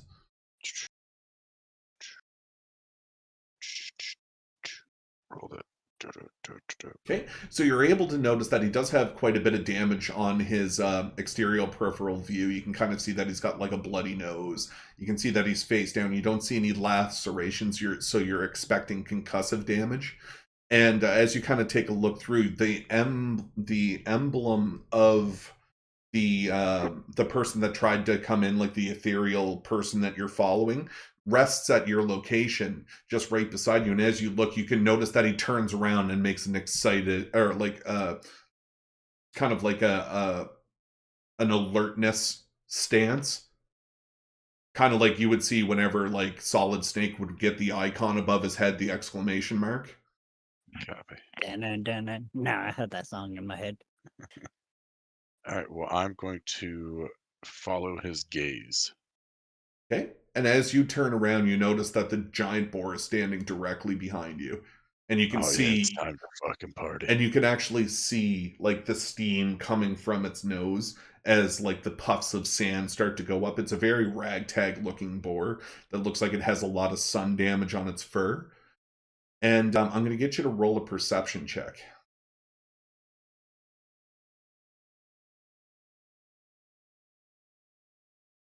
All right. So as you're kind of looking it up and down, ethereal. So everything in here, other than the cage, is like a light blue, and you can actually see an accent on. It's like a wood stick that's been jaunted into the ground that goes up into the air, and on the top of it is a lantern, so it looks like somebody was using this for light. And you notice it to be directly above the boar's head.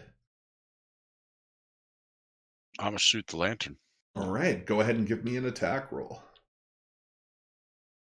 Yeah, fuck. We're gonna boop. Bam. So you go ahead. Oh, on the giant board. Sweet. All right. So you go ahead and you just fucking smoke it, and you just see in slow motion the arrow kind of doing a swirl as it go ahead and knocks into the lantern itself, and it drops. And all you see is in slow motion, you can kind of see the lantern itself start to morph and mold and kind of hit the boar on the top of the head. And whenever it opens, you can kind of see a vast blue light that is in the shape of fire, but only blue, cascade itself on the entire area. You take a look back and you notice that the cage is locked, and it doesn't seem like you have the key, but you hear the screams and the pain of the boar as it retreats a small bit.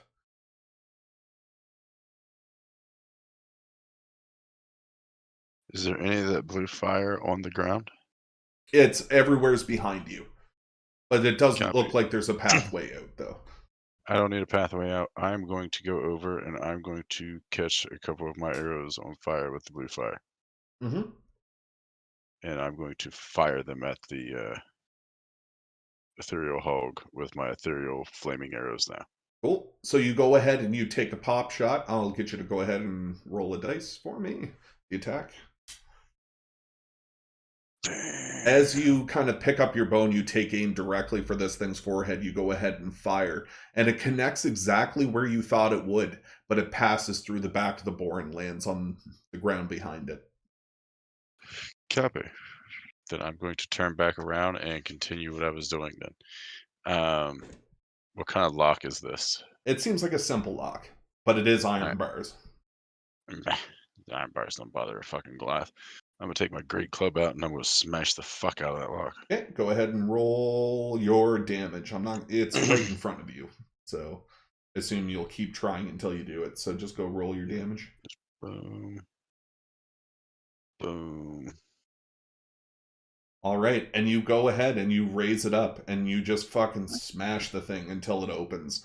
You can notice that like it's bent inwards and the door kind of cracks open as you open it, and you see this the body of this person lying upon the ground. And as you enter into the cage and you put your hands up against it, you can kind of see that the area behind you starts to become less and less blue as the giant boar turns into a totem. Da-da-da. I'll be over to see you in a second. I'm gonna poke this guy with a stick because I've never seen anything like this guy. All right. So So I'm going to take one of my one of my javelins out, mhm. and I'm going to break the end of it off because I don't want to think that I'm trying to hurt him. Oh, so you're I'm gonna not go quite passively, kind of thing. Yeah, I'm just gonna kind of like, yo, hey, and just kind of like poke him in the ear and the nose and be like, hey, man, Hey, listen. you okay over there, bud? All right, so here's what's going to happen. So, Fangold, what I'm going to need from you is I'm going to need you to roll a insight check for me to start. I'm going to get you to roll a few dice for me, and then I'll be able to tell you what happens. Inside. So that would be on your skills. What do I hit? What? Insight supposed to be wisdom. Bong. All right. How So, did I roll it? Dude, you're so lucky Steve found you and not Scrog. so what you I do. need. So what you need to do is on the right-hand side of your character sheet, you'll see skills. It's right underneath the main tab. Yeah. And then that's your skill list for everything. So what you do is you go to where insight is. Yeah, I see it. And then all the way over on the right, there is I think it's like a 0. You grab the 0 and drag it to the chat and roll it. Okay. Bam. Yeah. Okay. Nice what I first roll. also need you to do is to roll me a perception check as well. Perception. There. God damn. And Yeah, you're there's hitting no way my to make it wisdom, bigger. man. Hit my wisdom. I should dumb me. And now what I need you to do is roll me a survival check. I'm not dumb. I just lacking some. Why is there 2 stealth checks? Don't worry, I'll fix that. And one has a double stealth. Oh, that's probably it. That's your double proficiency in stealth because you're the assassin guy. And you keep hitting me with all my wisdom. Okay. So Grim, you're so you come to slightly in a daze, and you're kind of looking around at what happened. You were traveling with a band of Tabaxi, and you were their hired help for protection in this area. It's been a few days since you've lost contact with them, and you wake up realizing that your camp has been attacked, and you got like a bloody mouth, you got a cut over your left eye, and as you look around, you kind of look up and you see the silhouette of Steve just all in black, and you look up and this is what you end up seeing.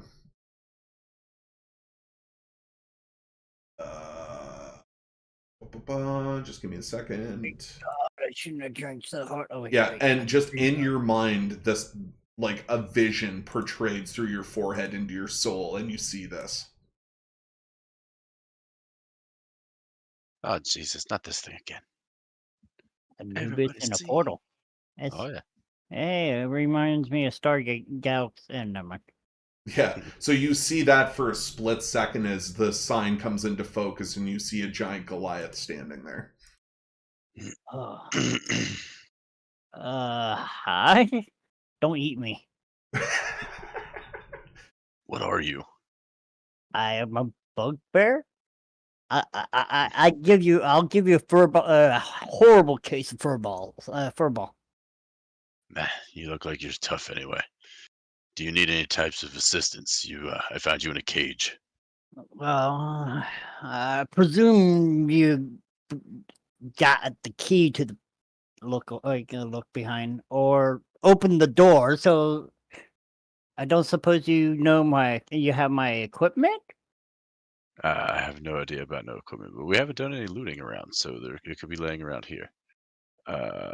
I'm gonna pull out one of my water and one of my rations and present it to this bugbear. My name's Steve, by the way. Much obliged. I am Grim. You can call me Grim, but I'm Grimlock. Affirmative. My guy, why? Wisdom 0. I will be right back because Steve's got the worst case of ADHD in the fucking world, and I'm going to turn around and run and pick up my new piece of candy that's laying behind me before I forget about it. I happily eat and drink the stuff given to me. Da da, pick up my stuff. Da da da, I got new stuff. Da da da. And on my way back, what stuff are you picking up exactly? That new totem. Oh, yes. Okay, cool. Candy. So now I've got all 4 totems.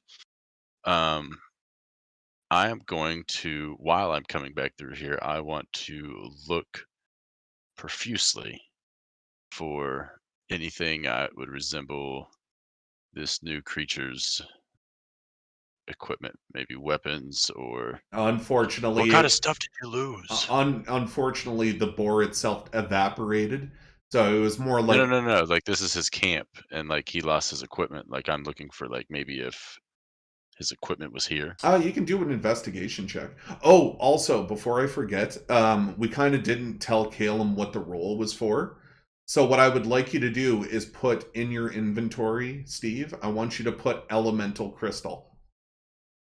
Hold on, because I got all kinds of shit to add. Elemental crystal.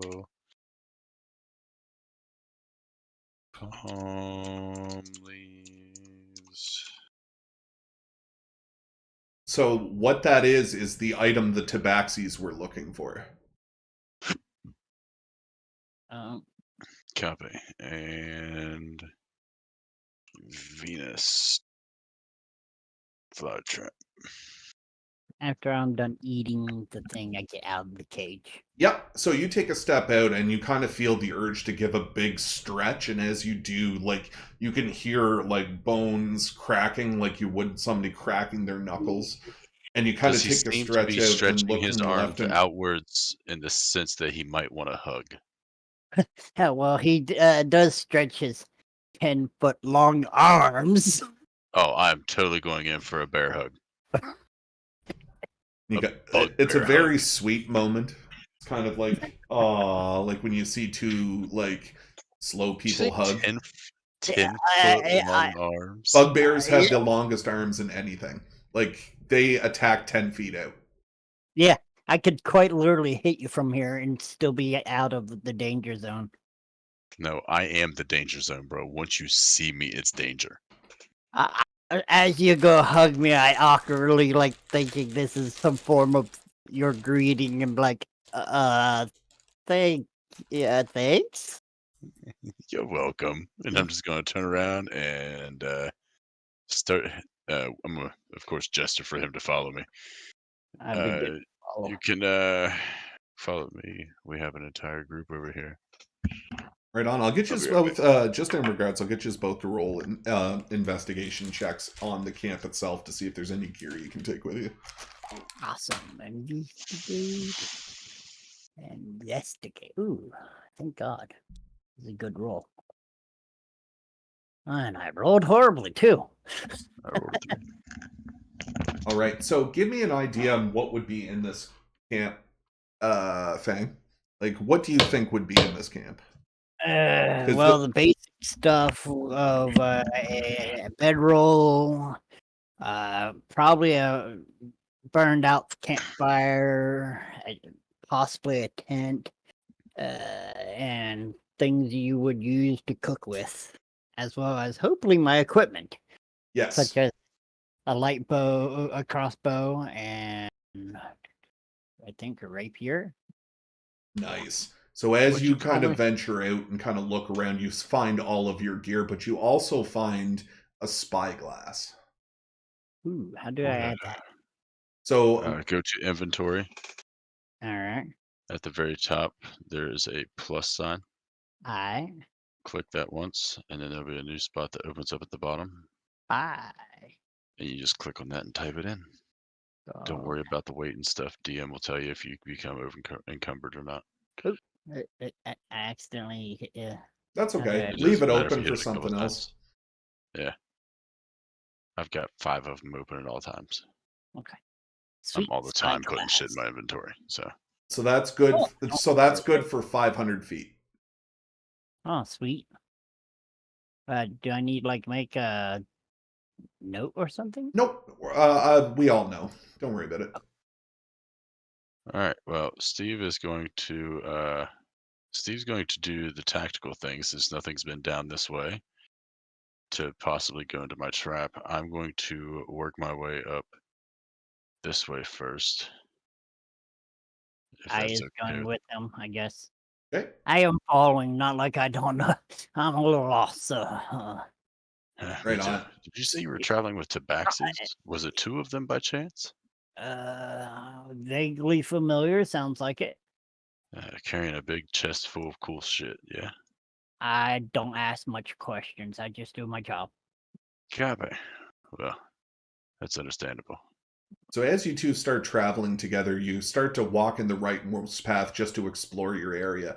To the right-hand side of the map where it cuts off, it actually opens into a second area that is completely dark. You can notice that like this is the edge of the school that's connected into the ground. So it's very dark in there, and you hear a lot of animals like hooting and cawing, and you hear the sounds of like many fucking animals that are running around in there, like in a circle formation. And you kind of look in, and through the darkness, you can see like it's like a full pack of boars. Sweet, a pack of bacon. Exactly. How big's the pack? It's probably several thousand. I was gonna say Oh. big pack. Boars Okay. tend to be big, a lot number. Okay, got this. I'm going to set traps every 3 feet across the doorway. Understood. Hence the reason Or just why go I with one made. every square. We'll I just. We'll system in making traps. Yeah. Let me put them out here because I know you guys have them. Yeah. I don't have them, but I know I can help them. Hold down the brain. Yeah, you get the concept, right? Like Yeah, I'm going all to place ways traps across. there. Yeah. Yep. All right. So, and then I'm going to tell Mr. Grimm here he should probably climb up on these boulders behind us because it's about to be a slaughterfest coming through here. Sorry, it's hard to hear you. Sorry, what? I would climb up on these boulders behind you. It's going to be quite the stampede coming through here in a minute. All right, that's what I do then. Do I need to roll anything or? Nope, it's fairly easy to get up on them. There's no hindering terrain the whole way up. Just in case I pull out my light crossbow once I'm up and turn around and get, It's a great idea. Shoot some of these steady, bastards as they steady come through. aiming, getting a good steady aim. I believe that's actually a thing. All right, so while you're up there, Grim, you notice that there's a lot of bushes near you, so it would be easy to hide here. All right, then I'm definitely gonna do that then. Okay, I'll get you to roll me a stealth check with your disgusting +8. Shut the fuck up. Shut the fuck up. Yeah, he picked the roguish archetype that allows him to double down on skills. That's a 19. Yeah, so you easily hide, and you're fairly confident nothing can see you, including Steve. So, Steve, you look back, and he kind of just evaporates in front of your eyes, and you're like, huh? I look like the bush. I'm like, fucking great. The new guy's gone already. Son of a bitch. I scared him because I'm getting ready to attack 1,000,000 boars, and he's just like, Operation Fuck Fuck this shit, that. I'm out. Right? Operation Fuck that. That's dumb. What steady aim is. You can use this to move around. Alright, so upon all of this crazy stuff happening, I am going to brandish Oh, my sweet. There's that javelin advantage. and my torch, and I'm going to set a torch or set the javelin on fire. And then I'm going to take aim at one of the boars in that location. You know what I mean? I don't have to actually aim at anything. You said they're going to run it up by the thousands, so I'm just going to shoot in that area. Mm-hmm. And yeah, I'm just going to fire a fuck you bolt in there.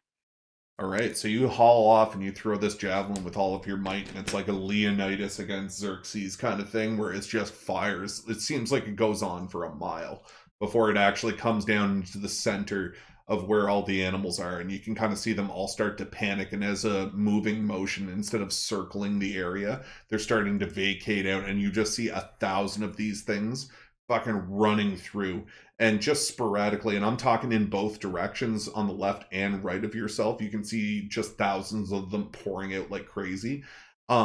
They start to travel for maybe like a half second, and you can kind of see sporadic members of this like large group start to hit the traps, but they disappear into the body of moving Right, the pigs. ocean of boars. Yeah, and you can kind of see that. You kind of get the sneaking suspicion that you could probably ping a few off if you wanted to. Oh, that was my plan. Is like I'm literally just going to grab my great club. That's why I didn't go very high. And I'm literally just death swinging this thing, like rowing a boat. Deadly rowing a boat, just like bah, bah, both sides. I'll shoot whenever I get a chance to shoot.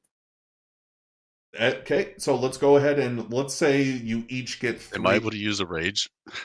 No, shut up. And just start smashing. I want you to pigs? delete it actually, like right now.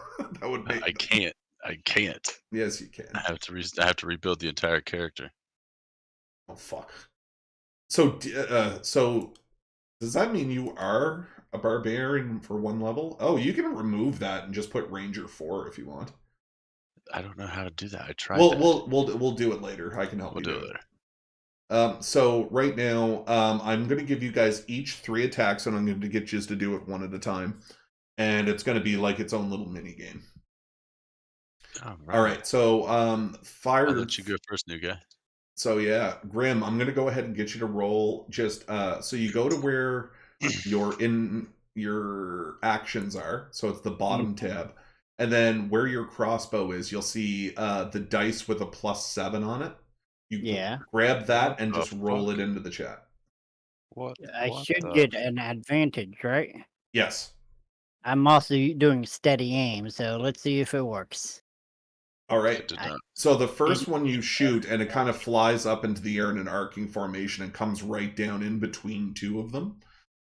You can notice that like the panic of the animal pack doesn't even register that the animals were there, and it just keeps going. I was gonna say I didn't get any 2 dice rolls. Yeah, so if you want to go ahead and roll another one, we'll see if it works. Because it didn't do an advantage. Yeah, because you would have to target the token in order for it to work. So just remind me about that. Okay, so we'll say it hit this time. I'm fairly easygoing. And you go ahead and your arrow disappears into the crowd, and you can kind of see like as like 20 more boar start to roll over that position, you can see that they're running over the carcass of one, and you can kind of see like it's like a hump that they're taking over it as they're traveling real quick. All right, go ahead, Honky, roll your attack. Booga booga. Booga booga. Fuck you. All right, so you go ahead and line her up and shoot her up into the air, and it comes down into the group. You don't see any change, but you do spot one that has one in its shoulder that's still running. I'm gonna jump on it. Oh god. All right, go ahead and roll me an athletics check. Acrobatics. The road +4 doesn't matter. 13. All right, so you go ahead and you land directly on top of it, and you drag it down to the ground. So Grimlock, you see this, and you see Steve just disappear into a body of boar. I'm gonna go ahead and get you. All right, so Steve, you take 13 damage for the original swap, and for as long as you remain within the cloud of beasts, you will take that every turn. Copy. So you go ahead and you grab onto this thing, and I'm going to give you a reaction before the damage actually happens. So if you want to like pull out a knife and stab it or whatever you want to do, you have a free action this round. Oh, I'm much bigger than this pig, right? Oh, Because yeah. I'm a Goliath. Okay, so I'm just going to grab the javelin and I'm going to hobo stick this thing over my shoulder and leap as far as I can out of this fuckery. Okay, perfect. So you still have your full move action. So we're going to go ahead. You don't have to like roll for anything. So you skewer this thing through the neck. It falls limp, obviously. And you're kind of putting it over your shoulder, like almost like a fishing pole. And you just take off from the ground. And I'm going to get you to roll an athletics check for me. So he basically pool vaulted himself. Yeah. Whee! Of the moon. All right, and you easily make it back onto the platform. Easily. All right. You have fun down there. I got supper. You hear a voice. So you just see this Goliath dive in like a fucking aquatic like lifeboat, and just kind of dives into it, and all of the bodies of the pigs that were running by him kind of splash up in the air as they fall back down in the. He just hauls out, and you just see him take this giant leaf, land up on the platform, and behind him, all of the bodies of the pigs start to reform, and it closes up like almost like an ocean. Did I take I 13 just damage? picturing him, moving his hair back, getting all that fake water out. Yeah, exactly. So that's the thing. Is Scrog's hair is a Donald Trump toupee? All right, because I'm a Goliath. Goliaths are like hairless. So Yeah. like it's a Donald Trump toupee, and I'm wearing a mask with like glowing eyes. Right on. Yes, and to answer your question, you did take the damage because you hit the ground and all the boars rolled over top of you. Okay, not a problem. So Do I need to roll to hit again? Yes, you will. Yeah, so just go ahead and roll it into the chat, and we'll see it again. Is that roll? Oh, that was a fat roll. Yeah, so the advantage would be the 18. Yeah. Yep. So I'm gonna teach him the next new time, way. next time, what I'm gonna get you to do is you can click the advantage button. Now that we know it doesn't work on inanimate objects that aren't tokens, now we know that you'll have to click advantage every time you attack these. How you click? Yeah, how do you activate that? So down at the bottom left, you'll see ADV. Like the very end of the dice. Yeah, like where the D20 is. D20's at. There's like 6 gray boxes. So you click advantage and then you roll. So go ahead and do that now. I'm going to use your 18, but I just want you to roll it to get used to it. Just press the ADV, and then you can just click on the dice and roll it again. So I click this. Click the ADV to where it's highlighted. It'll be red if it's Go active. to your weapon. Grab your dice and roll it.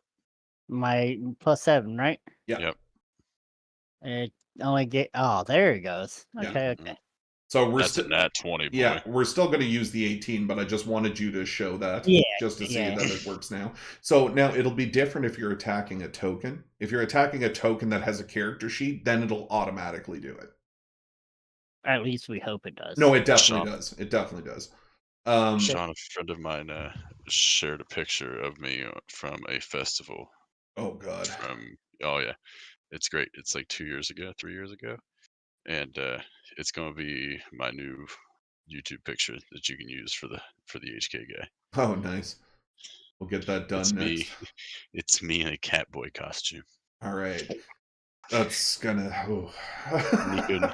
Nico, knee, motherfucker. All right, so Grim, as you fire off, you're kind of sensing that you're getting towards the end of the amount of pigs that can run by. So you block 2 shots at the same time.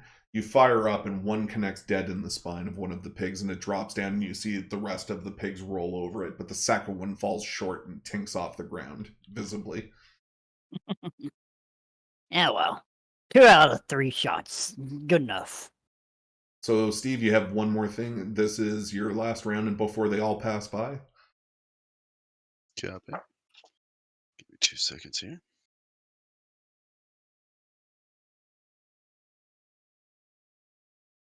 Fun part when they actually begin to roll damage. At least for the first round. That's where After Steve's that- fun stuff comes in. After that, it becomes simple. So, Sean, before you make me delete the barbarian, I am willing to do the work because we're getting ready to go into the school. So I should be able to find the books in order to be able to learn how to do barbaric acts. I'll do you one better. So we will retcon it that you have a book, but when you get to level 5, it has to be a level in Ranger. Yeah, no. Does that sound fair? Yeah, no, that's 100%. Perfect. So, Or I could have the book, and since yeah, I like that better. We can do I'll take it as like a penalty thing. So only every other level can go into a barbarian. No, just even the next one, then you can pick whatever you want. That's Okay. completely 100% fine with me. So, Grimlock, I'll get you to add in your inventory Tome of Barbarian. Home Of Barbarian 1. Barb 1. I'm horrible at spelling, so That's I'm fine. going with Barb. That's no big deal. There's 2 grammar Nazis in here, and neither of us actually give 2 fucks about anything that's happening in this server. Yeah, I just showed you an image of something that happened in the game, and there was at least 3 typos. Sean spells at a terrible level, but comprehends at like a plus 15 level. It's just, it's like I tried to type too fast. That's my problem. I say that all the time. I was like, I don't have dyslexia. It's that my brain goes faster than my fingers. Yeah, actually, that's actually what I was gonna say. I have ADD.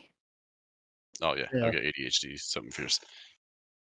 Yeah, so it's not that I don't know how to spell. It's just. So here's the thing. I've always looked at.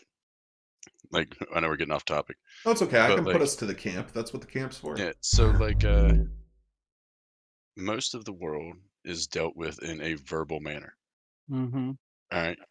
At least in my world, you know what I mean? Like, if I have to text or type you something, you already know. We're already to a level that you know that there's probably going to be 15 grammatical errors somewhere.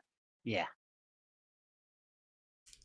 But thankfully, thanks to the beautiful phones now, that talk to text is pretty good. Even then, you gotta be careful because mine likes to alter words. So what you have to do is you have to sit down with it for like 40 minutes and do the training. Just do it over and over and over.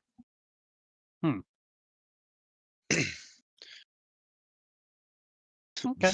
Scottish people have to do terrible things to get theirs to work. All right, so back on topic here, Sean. Sorry about that. Right on. So as you guys kind of like recede and kind of be a little enjoyed with all of the fun activities you guys are sharing together, brand new buds that have just met, and you're kind of like looking towards each other, and so Grimlock, you look down and you kind of see like this bloodied mess of a large man with like a boar in his hand that's holding it up like you would a chicken. I was gonna say, I just pictured the Tuscan. Yeah, exactly. I literally just pictured that, but with a boar. That's pretty fun. And then you look back, Steve, and you notice that this little face appears from the bushes, and you kind of see a smile perk up on its face, and all of the boars disappear. And you guys take a look around, and you notice you've hit quite a few. There are 2 that are dead, and there are 2 that are still alive but trapped. Sweet. Out of all those traps, I got 2. Yeah. You actually don't even see most of the traps still there. You assume that they clocked onto one of them, and then it ran deeper into the chasm. So a couple of them, like imagine if you caught a boar by one leg, it would still have 3 legs to run, but it would just be like, it's probably going to die it's going to die at a later time, probably. What kind of traps are these? Just like your specific bear Snares. traps. Yeah, snares. Oh, yes. Well, snares, they could probably Not- break yeah, not a snares. camp. But bear No, traps, like insane durability. I mean, oh, Yeah. like okay. these are professional traps. Okay. Yeah. Steve and what the fuck is Jack's character's name? Westra. Westra. Westra comes from a fucking weird line of fucking weird people. Okay. And we have a whole bunch of professional shit because of it. It's great. It's a curse because Westra's a bitch. But it works. We just let it happen. I see the delicious bacon that we Right. will So find. yeah, I'm going to go slaughter the 2 pigs that are still alive Okay. I as guess I'm humanely going as to I pick can. up. No, I'm going to pick up the ones that I can pick up, since I have the ability to pick anything up from large, considered a large. I Right. can literally pick your guy up. That's a scary thought. Mm-hmm. It's a bugbear thing. I Sean, can I'm so pick up. glad you've never made it. I'm so glad we've never had to fight a bugbear in Yep. any of the campaigns. Caleb or Kote cannot meet this character Oh, I know. It's annoying. Why? because you'll be one of the fucking people we have to fight. No, that's not what I mean. I just mean like it's going to be irritating because now that he's a bugbear in the story, we obviously have to put more bugbears. So it's like it's Right, kind of like, like where the fuck did you come from? Right, like you gotta put something to fight it. Like, what the fuck do you mean he can Mike Tyson me from 10 feet the yeah, fuck exactly. away? He's just All right, so smacking the taste out of people from fucking across the room, bro. Yeah. Like, yeah, it's like fucking Poe from Kung Fu Panda when he you're slaps so Tai like, Lung in the dude, face. Scrog would have loved you. Scrog would love you, bro. You would be the instigation that Scrog needed. But Reach yeah, across the room and smack somebody, and Scrog would just jump up and beat everybody else up. Oh, all right, I feel so bad. All right, so yeah, we're collecting. So as you 4 guys are meats. like salvaging the meat, you guys kind of put it up into quarters. Like, so you would have like 4 legs, and then 2 would be a little bit smaller, obviously. And then you would have like the 2 sides. So as you guys separate and you pull all of the meat into a central location, you know that you probably are not going to be able for the life of you to carry this all the way back. But maybe possibly that the you could probably get some help from the tabaxi in order to transport it. So you kind of Grimlock, you kind of put 2 and 2 together, and you're like, yeah, maybe the tabaxis can help us travel this, but you guys can pick up and move all of it that's there. It'd just be very difficult to transport back. I'm going to pick up all of it apparently I and can transport lift it up. to the tabaxi, and then I'm going to sell some of it to them. Apparently, I can lift up 1,080 pounds. I can also lift 400 and something. Yep. So you guys can easily carry it all. Okay. You can lift up 400. I can lift up 1,000. Oh no, wait! I can lift 900, but my Ah. maximum carry weight is 450. Yeah. All right. So we'll All say right, then. he's each got 200 pounds of meat. So Alright, we'll just say that. so You don't have to mark it. You don't have to do that's anything with it. that's I'm just dragging along. Sure, my fur might look a little bloody 200 now. pounds of meat. So I'm just gonna break it into rations. We just say 2 pounds to a ration. Oh, I don't care. It's up to you. Sounds about Okay. right. I'm just Okay, when it becomes so we'll just say 10 unrealistic that you rations. can travel with the shit in your inventory, I'll let you know. Okay, well that's what I want to do is I'm going to try to break this down into rations. Yeah, you won't be able to. It's raw material right now. It'll have to be fashioned into rations. Yeah, it would have to be Okay, dry. I'm still And going remember, to go cooking to... is a skill in this too. Do I Oh, have that's right. cooking? Yeah. We So all have basic cooking. I was gonna say I don't see yeah, anything here. I'll give it to But- you. Just give me a But sec. I have a recipe because I watched Gelatry make food There you out go. of this boar meat. And I don't have any of the other cooking. ingredients, but What do you guys have set cooking at for a stat? Is it intelligence? give me a second. Sounds about right. You gotta be smart enough to cook. Intelligence or wisdom? I just can't remember which one I picked. Please Skills. say Cooking is a intelligence. wisdom. Okay, Damn. change it to intelligence. No, Oh, thank God. No, that was the only good stat I had. All right. We'll keep it at wisdom. All right. That's the worst that I have. I'm not a wise man. Okay. A wise man once told me to tie my shoes, and I looked down and said, "There is no shoes on me." I looked down and tightened my Velcro. So do we know if Ginger's coming? She is not. Her laptop is dead. She messaged me. I'm sorry. I totally forgot because I got in the heat of the moment of bashing Boars in the face. No And problem. Frowny face, pushing on. All right. I make sure to collect what bolts I can. Oh yeah. So yeah, go ahead and keep How many- track of your ammo and We never gave me bolts though. you have them That's the- now, and you shot 4. 1, 2, So 3, 4. a general bundle is usually 20. So Yeah. Oh, it's all right. You're a random explorer. There should you be an probably have ammo more. thing underneath when you go to actions. Underneath your bow, there should be an ammo thing. Yeah, I marked it It's for got a him, little so it's ticker there. on it. Alright. I go and collect my bolts back. Okay, so you go ahead and uncheck them all because you were able to find them. All right. Wait. Well, I've broken one, so I'm down 1. But I've got it marked as like 3 or 4 that I'm down. So There you go. Boy, not a it's big deal. They're um, javelins, bad. fashioned fucking more somehow. You're lucky I let you stay up this late. My bad. I'll go No, bed. no, I'm talking to my I'm so sorry. I'm talking to my son. I know. I was just being an ass. I know. I want to be. I know. Yeah, you being sarcastic and being an ass is something that would be hurting my feelings. You aren't hurting my feelings. Oh, So, not I much. sense Steve and the Bugbear are going to get along fantastic. Yes. We both have things in common. We like food. All right. So now that I've got the food, I want to travel to Tabaxi first.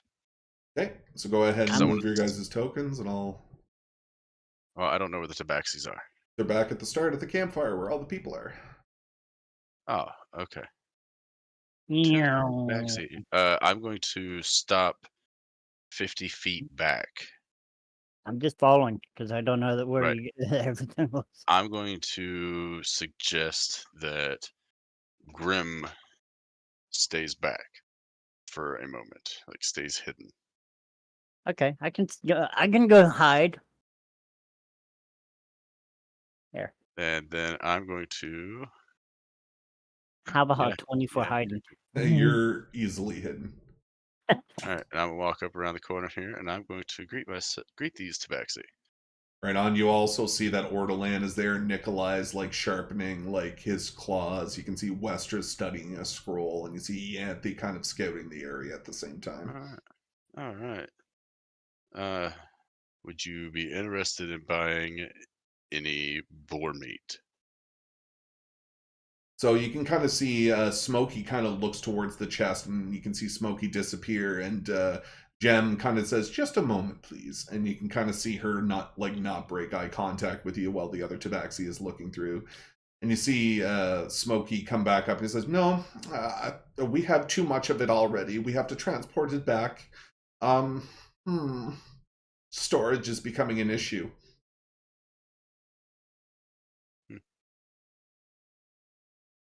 Well then, did you guys happen to get attacked at some point along the way? Yanthi kind of darts her eyes towards you and says, "What do you mean?" Just hold on. Smokey, did you guys happen to get attacked? Possibly lose a companion? You see Jen kind of goes, "Oh yes, we were we received knowledge that there was like this syndicate that could provide us protection for our travels. He was a hired gun, but I am sad to see him go." You left him for dead? No, he said he would return, and never did. Is this true, Grim? Are you coming back to talk to me? Oh, yeah. No, I'm just going. Is Grim able to hear any of that? 5, 10, 15, 20, 25, 30, 35, 40. Probably not. Okay. Do I remember that? Yes, you recall all of it. Like, so a little bit about just a kind of something to work with.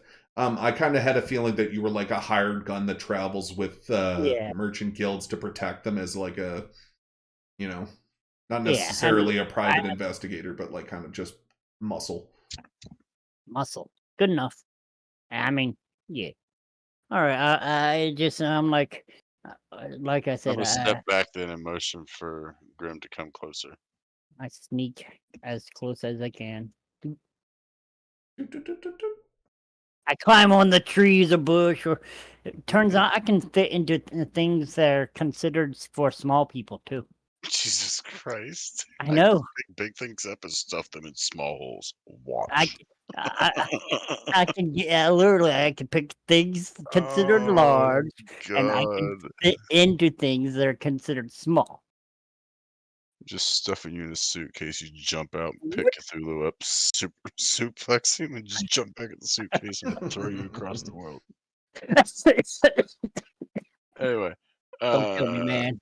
Oh, heartburn now. so me and the Tabaxis are going to continue this like kind of a interrogating, questioning type thing here. I'm gonna keep like trying to get questions out, and then you know what I mean, insinuate that like Grimm's alive. You know what I mean, like this he's not dead. I found him. He was in a cage. So are you trying to insinuate you found him in a cage, or just say? No, I'm trying to insinuate that he could be like across the way over there in a cage. He could still be alive. Oh, okay, gotcha. That last I seen, he was unconscious in a cage over there. This is fascinating. Well, hopefully he returns, or else he won't be able to get his payment. I mean, you know, a contract broken is a contract earned, I guess, in these days. And he kind of takes a step back, and then Smokey Jem comes around the corner and says, well, in regards to the meat, I don't know what much else we can do, but did you happen to find what we spoke of? Hmm? You're gonna have to buy 100 pounds of meat first. For what? The answer to your question. Really? You think you can play games with me, large fellow? I'm going to pull out the item that he's looking for and be like, I may have found it. Oh, he And may put it have. back in my bag. Very good. He says, well, I guess the chosen price was agreed, so I will probably... as long as we can retreat back to a safe location, so I suppose I could provide you each a mode of transportation. How much did you owe Grim? Grim. Oh, well, I had this for him just start. It was a down payment for his services to cover travels. And you can kind of see Jem kind of put his arm into his pocket and pull out a giant blue rupee. It's very stylish and very pretty. And you know that its worth is quite high. I'll reach yoink. Oh. I mean, I guess sleight of hand. Okay, I'll get you to do a sleight of hand. Let's do it. I'm excited. Run it, bro. Oh my god.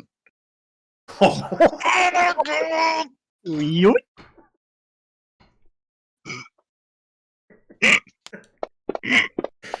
Oh, I love D&D. All right, so as Smokey extends the hand with the crystal, it just evaporates. And he goes, what the hell? And you can kind of see that both of the Tabaxi kind of darting their eyes in all locations to see what happens. And he goes, it's been a long day. And he kind of puts his hand, and he just looks over and he says, hi, Grim. And you can kind of tell that you've been outed. I wave holding the gem and Colorado State Bank. The gem's here and it's gone. Wave with the gem like hi. Oh wait, tuck it away. I'm alive. Right on. So I want you to go ahead and add into your inventory 100 rupees. Rubies. Christ. Rubies. 100 rubies. How do I change that? Just So if you go, I'll switch it up here for you. So you go to inventory and all the way down at the bottom, do you see it says 500 rupees? yeah. Just change it. How do I change? It won't let me change. Yeah, so you click on it to see the line that shows you you're typing, and then just hit backspace 3 times and type in the new value. All right, so 500 plus how much? Another 100. Ah, Yeah, sorry, 100 rupees. Change it to 600. all right, all right. I was gonna say I don't see like a line thing; it just highlights it. Yeah. So there you go. So now you got that in your inventory, and you kind of step out beside him, and you kind of give him like a slight nod, and he goes, good to see you. I brought bacon. So you kind of hold up the carcass of it, and like, oh, I see. You seem to have cornered the boar. Good hunters you are. Well, I suppose the only way of transporting it is within the boards themselves. And you kind of see him take a step over into this location, and you notice that he's approaching all of the surfboards that seem to have magical properties. And he kind of waves his hand across them, and you see a large band of blue magic kind of unlock and kind of feather off into every location. And I need you guys to add a hoverboard into your inventory. Hoverboard. Okay. And if you want to see what it is, go to vehicles on the right-hand side, and it's the skimmer board, sorry. And I have a character sheet built up for the items themselves. All right, so go into Yeah, so it's camp. Yeah, it's oh, you're trying to write it down? Yeah, so you go to your character sheet, you go to items or inventory. Oh no, I got that part. You got that part? Okay. And you want to look at the vehicle. It's on the right-hand side. Go to campaign drop-down menu and look for vehicle down at the bottom, and you should be able to open its character sheet to see what it does.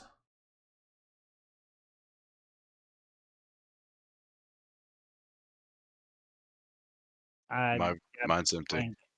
Yeah. Oh, maybe I got to unlock it. God, I know. So close it and reopen it. I did. It's still not there. Yeah. Well, Hover. It's unlocked, so I don't know what to tell you. Vehicles, not there. So all you have to do is click on vehicles. You don't have to type anything in. You click on vehicles, make sure everything's empty, and it should be skimmer board. I don't see jack or nickel. Nope. Or dime. Uncategorized. Are you guys in uncategorized? There you go. We click campaign. No, but like open up vehicles, go to the check my screen, Sean. I don't know if I can while I'm streaming. Hold on.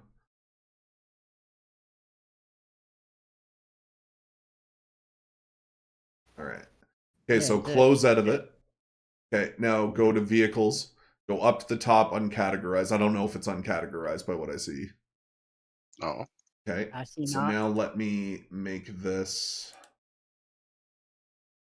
So it's unlocked, so people should be able to see it. It's identified.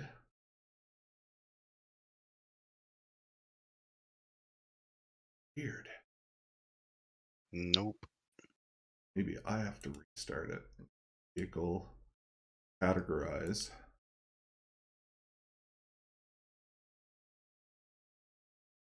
Oh, hold on. So it's made to have a token. That's why it's not working. Okay. Ah. I understand. So if I go library assets.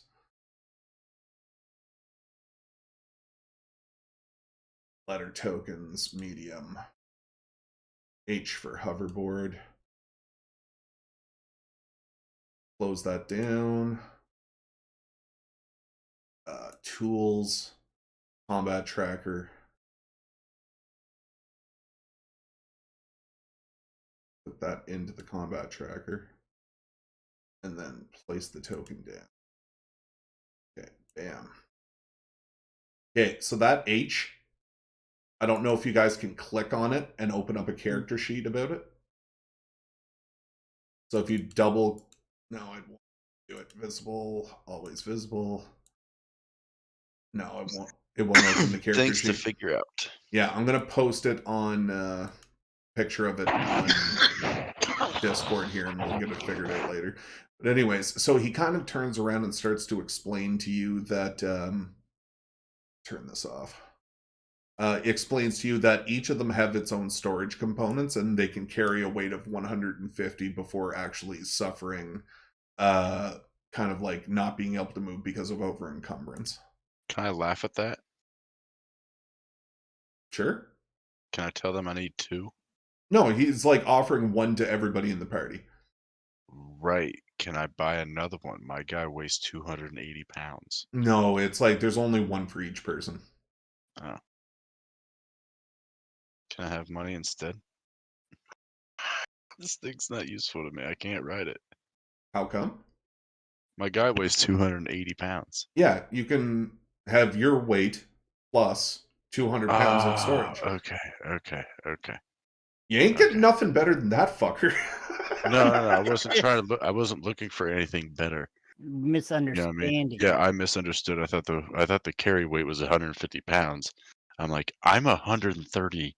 No, the storage More. weight is 120 Okay. pounds. Okay.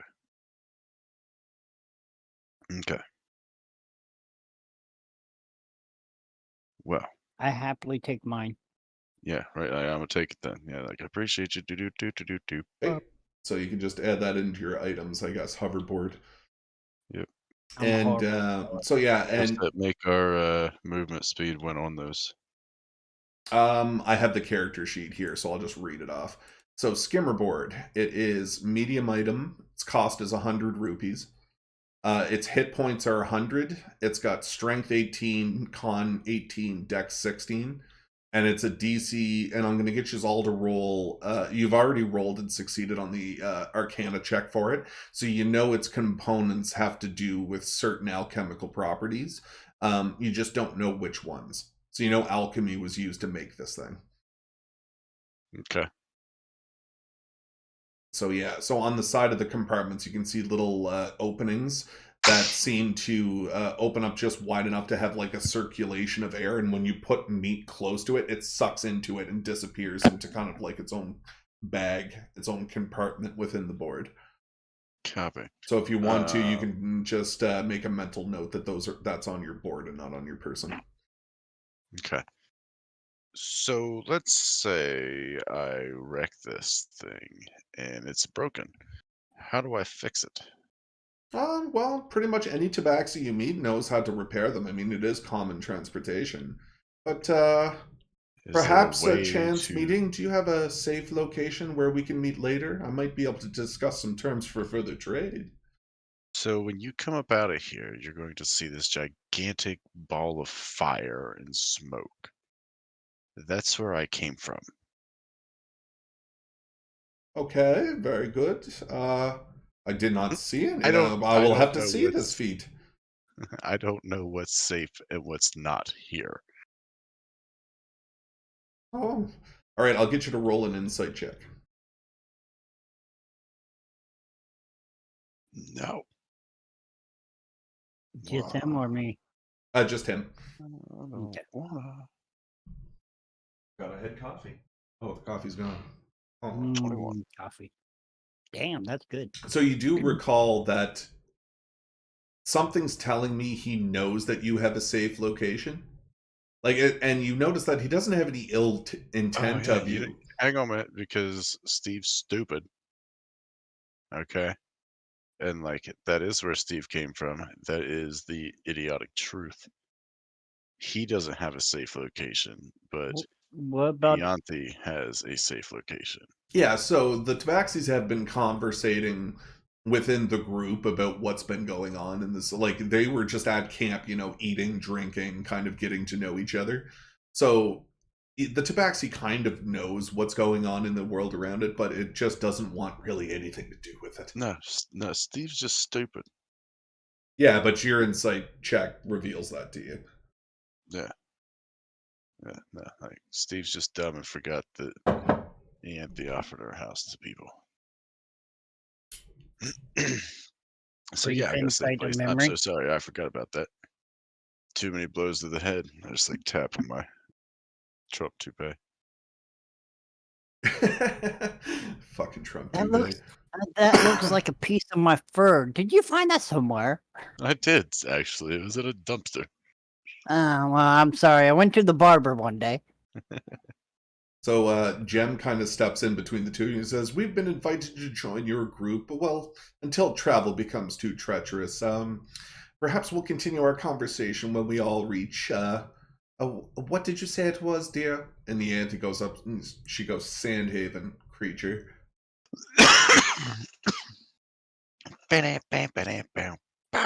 So you can kind of see them start to pack up and they're getting ready to leave. The tabaxi looks to you, Grim, and says, "Payment will be delivered to you upon our next chance meeting. Your deposit is there, and if you come across any more, oddities, please feel free to reach out to us." And you kind Cool. of see him extend his hand, and he kind of has this small piece of paper in his palm that he hands to you. I take it with my 2 fingers. Okay, so I'm going to need you to roll a Arcana check. See if you play. Arcana. Oh, okay, sweet. Nice. So you notice this to be a large piece of papyrus that has a lot of an unknown language written down upon it. But as you study it, you realize it's an old wizard dialect. And you know that if you write on this piece of paper, whoever controls its sister piece will be able to read it. Oh, so it's a message paper. Yeah, so it keeps the two of you in contact at all times. Ooh, I tuck it away in my one of my secured pockets. Nice. Right on. Clearly, I'm gonna have secured pockets. I'm assassin. We have secured pockets Buttons. somewhere. We have buttons. Buttons. I secretly, this fur is not really fur. It's a coat over my fur. Also, I should say the speed of the board. I had it written down here, but I don't see it anymore. I'm going to add that in tonight when I research it a little more until I figure out what I actually want it to be. I'm thinking like it's no sense if it's just your movement speed, that because then you could just walk. Like, you know what I mean? Right. So You could Movement speed modify your plus, movement speed. Like I'm plus thinking 30. I'm thinking 60 is probably its basic move. Just add 60 to your movement speed. Oh, not add, it becomes 60. Oh, No. well, that's not really good for me. Why? Mine's like 35. And you're now what's going better? Six people. What's better, 35 or 60? Well, I understand that, but then like, what's his face down there only moves like 20. Who's what's his face and who moves 20? Laundry. Yeah? You picked the Goliath, not me. Would it make you happy if Jaladri's sled always drug on the ground because of how heavy he is? It's just like he's just riding a surfboard. He's just like da da da da da. He looks like that fat. What the fuck was that? I don't even remember the name of the cartoon now. There's a cartoon where their fat wiener dog just rode around on a fucking skateboard. That's amazing. So he kind of like nods his head and bids you guys farewell. You can kind of see Jem kind of walk up to the chest that's in front of you, snap its fingers, and it disappears. And you can kind of see that they're putting out the fire and then they're heading off. All right, well, I'm gonna let them head off, and then I'm going to take off towards this awesome location up here with my super special friend. I'm falling because, well, I got food and water like a lost puppy. Also, nothing says better than an adventure. Just a few minutes with him, I already got some bacon out of it. Right on. All right, so you guys end up face to face with the three siblings again. They're coerced into a corner next to the campfire, just kind of going through books and scrolls. I'm going to offer them all the meat that they want. Because they fed us one time, one piece of meat each. I'm going to give them as much meat as they can take. Right on. So you notice that Hutan is just like he's roaring. He's so happy to have extra food because you can kind of notice that although they have lots of like berries and vegetables, that the meat was actually running quite low, so they happily take it. The middle sister just ends up blurting out. He's like, "What do we know if it's not poisoned?" And you can kind of see Brass kind of lean to the side. Says, "Shut up, sister. You don't know what you're talking about. They're obviously trying to help us." And you see him kind of walk over, grab a slab of meat, and throw it onto the fire. I'm going to throw another one on the fire right there with him, like random piece of meat from the pile, and just like yank it, like I while looking at her, and just like put it in the fire. I join. Right I on. smell delicious food. I want some more. Right. Slop. So I'm gonna let that cook up, and before anybody else can eat any, I'm going to grab the first piece done, and I'm going to eat it. I like Right mine on. a bit Is there rare and a lot. is there anything you would like to add to the meat? At the moment, no. Not this first piece of meat. The second piece of meat, I will do a cooking on. Okay. So you just throw it on for pure gruel food, and it's going to be just Yeah, it'll be just a to little show her tough, that but it's it's not like poisoned. gotcha. Yeah, so as time progresses, probably about 15-20 minutes of silence as everybody's like recouping their wounds. By the way, you can go ahead and short rest there, Steve, if you want, All right. while I figure out how to give your character that. Out of curiosity. So, have any of you guys came across any books? I see you guys reading a lot of books over there. A book maybe that could teach me the ways of the barbarians? Is this the part where I'm supposed to enlighten him about that? That's up I to might have yourself. that. That's up to you, man. I'm RPing Ah, because I'm meta now, but I'm okay. asking Yeah. the other people The most at the moment. common phrase that's ever going to be uttered while we're playing D&D with Honky is metagamely speaking. Yeah, meta speaking. Ah, well, I overhear him like, I might have something you want. So he extends his arms, and what you see is a tome, brown of color and black of bridge. And you can kind of see that there's kind of like an emblem on the front of it. So we're going to play this as imagine, Grim, if this was passed down to you by a family member who was a barbarian. I got this old family book.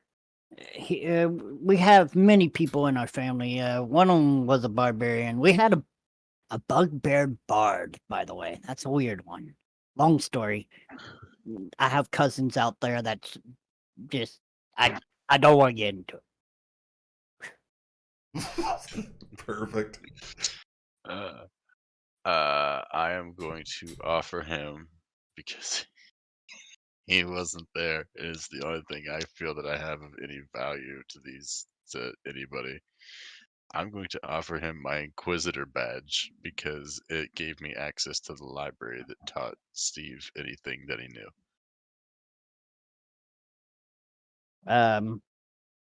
I look. Do I know this Inquisitor badge? Do I need to roll You have history?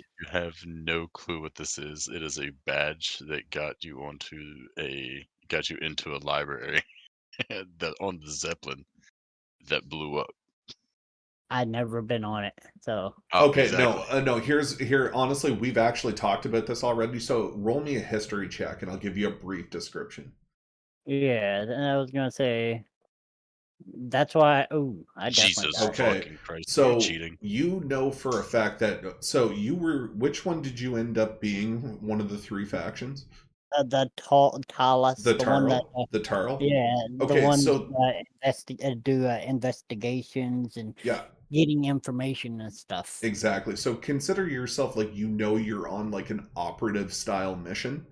What you're actually looking for out here is any indication on how the Tarl could achieve immortality. So you're chasing leads, you're chasing like fabled stories and all that kind of stuff. All right, and this badge will gain me access to a library. No, not at all. Okay. So it's like that's like your police badge. Oh. That's gonna be a hard one. Scratching my chin as I proceed to say, This is a family heirloom. It's definitely much more valuable than that badge. This badge is the last thing that I have besides the knowledge that I gathered from this location. It is quite sentimental to me. It is the place where I learned to read. Persuasion? Oh, He's trying to it's trying to persuade. Yeah, we play it the way it is like do what your character would do. There's no persuade. You can't persuade your teammates. Okay. Yeah, yeah, no, or I'm intimidate them the or anything. charisma of me. You play the character as you see fit. Did you say you didn't want your hoverboard? After I found out that it could carry me, it's not that bad of a thing to have. Yeah, I'm not going to single you out as a character. I'll be like, you're too fat to ride it. Fuck you. That's exactly what I thought. It's like, you got the fucking javelin bow, motherfucker. You don't get to ride shit. I really don't know what to trade with, but he's offering that. I can't offer you food no more, son of a bitch. I got my own food. I'm going to offer him a set of scale mail. Ooh. Well, I could sell that later, I guess. So I'll take that. Deal. And your badge. No. What? Yoink. Fuck it. I'm a barbarian. All right. I give him the book in return for the scale mail and the badge. My badge. Very good. Right, so I'm going to read that book during this short rest. Yeah, 100%. And you'll be able to do your next level will have to be Ranger, but then you're on par. I guess I gotta hit inventory and type scale mail, right? There we go. Bang, bang. So, All right. so there you Steve go. is fully healed up.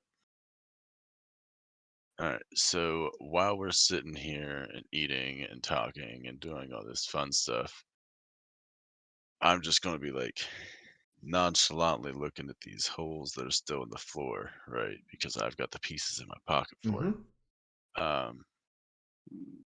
After we've all ate our fill and drank our fill, these guys have plenty of water, right? Because I'm going to offer, of course, like my water to everybody. Like, yeah, everybody like we won't change the dime. amount within it. We'll just say it's like a friendly commune kind of thing where everybody shares. Right. Okay. So we're going to do that. And then after everybody's eaten and drank their fill, I'm going to ask them politely to close all of their books up and get everything situated because I've brought the tomes back.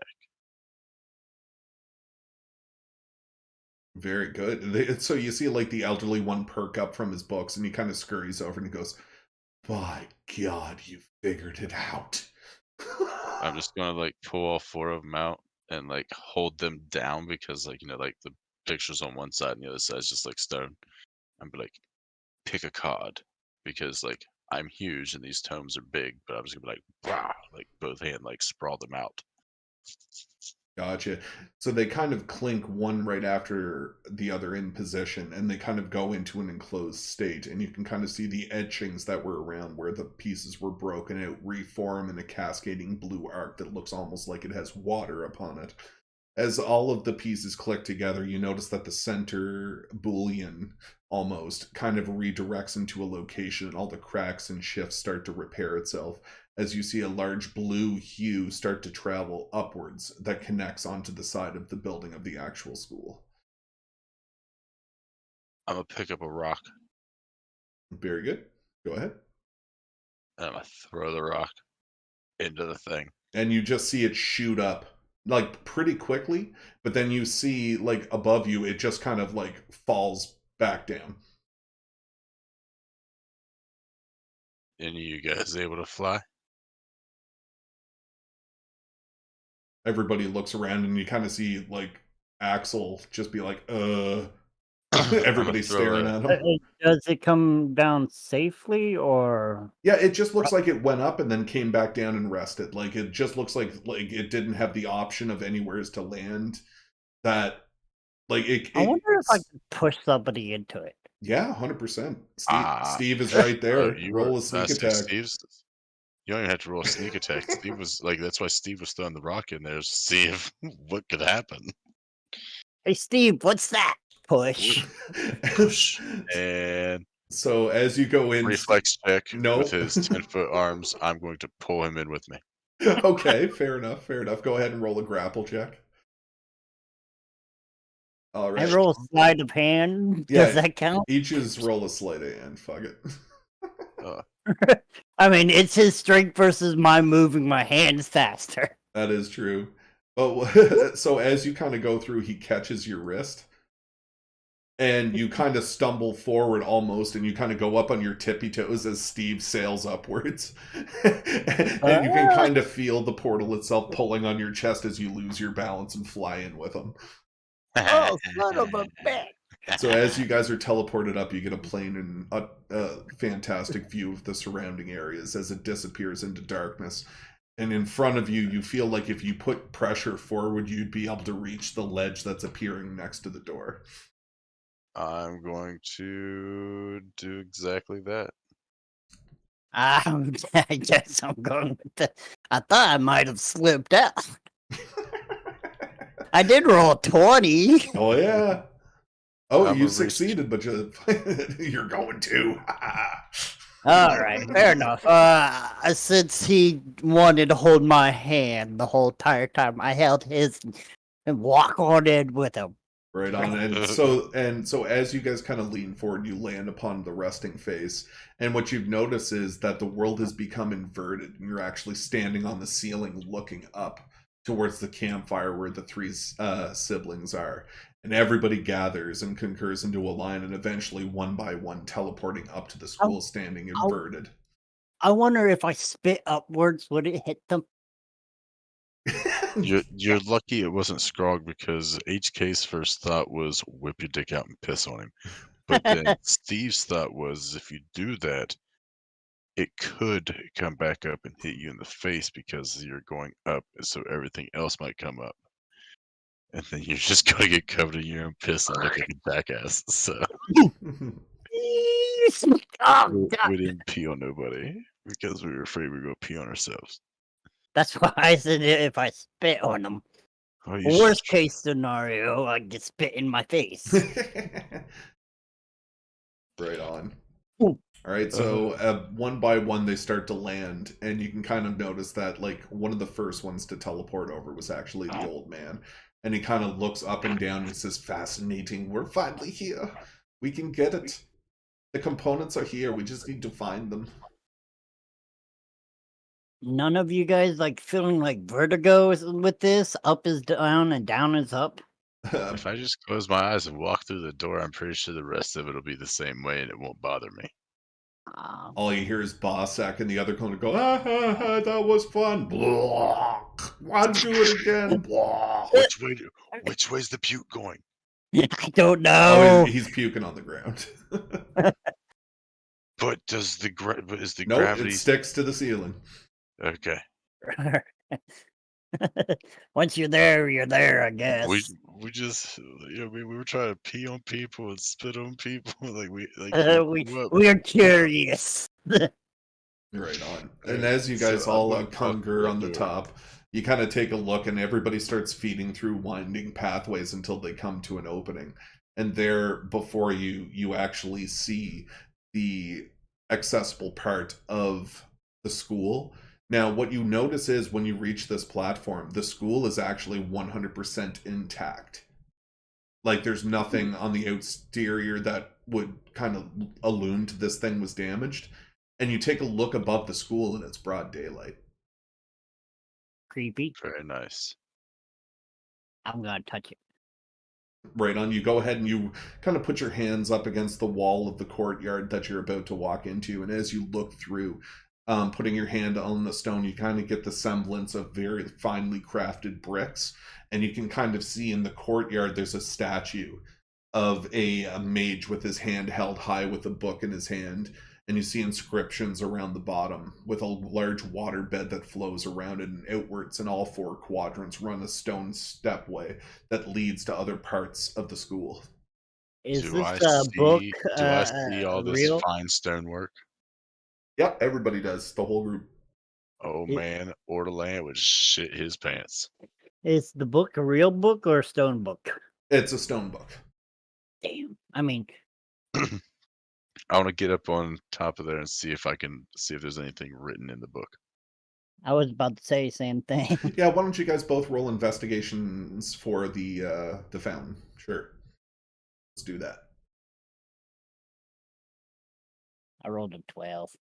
I rolled a 1. All right, so you don't notice anything too specific written on the book, Steve. You notice that like it looks like very finely etched works that goes all the way around it. It's definitely hammer and chisel kind of style, 100%. Did I notice anything? Yeah, I'm just working on from the one that goes on the bottom first. I'm just terrible. So All right. So as you kind of look towards it, you can actually see that it's like a fairly firm statue, but you don't see any kind of instances of anything curious about it. Graham, what you're able to notice is not only did you see what Steve saw, but you also see that around the bottom where the actual stone meets the water, you can actually see here in the end, we stand vigilant with quotation marks on it. And you see Headmaster Max Priory written on the bottom of it. So you have identified who this wizard is. I repeat what I see out loud just to anyone that's trying to look at it as I'm looking and reading. I can't repeat very well, but that's what I do. Cool.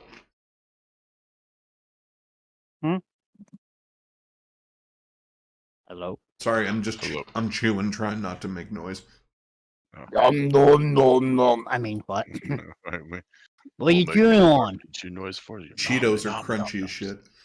But anyways, so that's what you see around the bottom of the archway, and further down on the opposite side, you can kind of see a stone pathway leading to a main gate, and on the opposite side of the gate, you see the front of the school with the entrance door, and it's quite magical and elegant. You almost seem to think that it bears resemblance to Talmeria in a slight way when it comes to its architecture, but you don't see any steampunk components about it. Tilting my head and oi, there's a pretty door over here. It's very familiar, but at the same time not. I'm gonna run over because I'm Steve, and Steve loves adventure. Okay. And I'm gonna open it. I'm gonna watch. Yeah, as you guys all travel up together, you're more so at the head of the pack, Steve, when it comes to like adventuring, and slowly behind you is Geladri and Grim, followed by Orderland, Ianthe, and all of them, and everybody's moving towards it all at the same time. And as you kind of go up and you hold open the door and you open it, you can kind of see it almost looks like the back end of a portal. Like you can't see anything inside the school, but it's more of a barrier, a bright pink barrier that's very energetic. And you just kind of never seen anything like this before. Ready. After you. I'm going to go in. I'm going to draw my sword of shiny, cool stuff. Mm-hmm. I have my crossbow, just in case I'm ready. My hand crossbow, and my rapier in my other hand.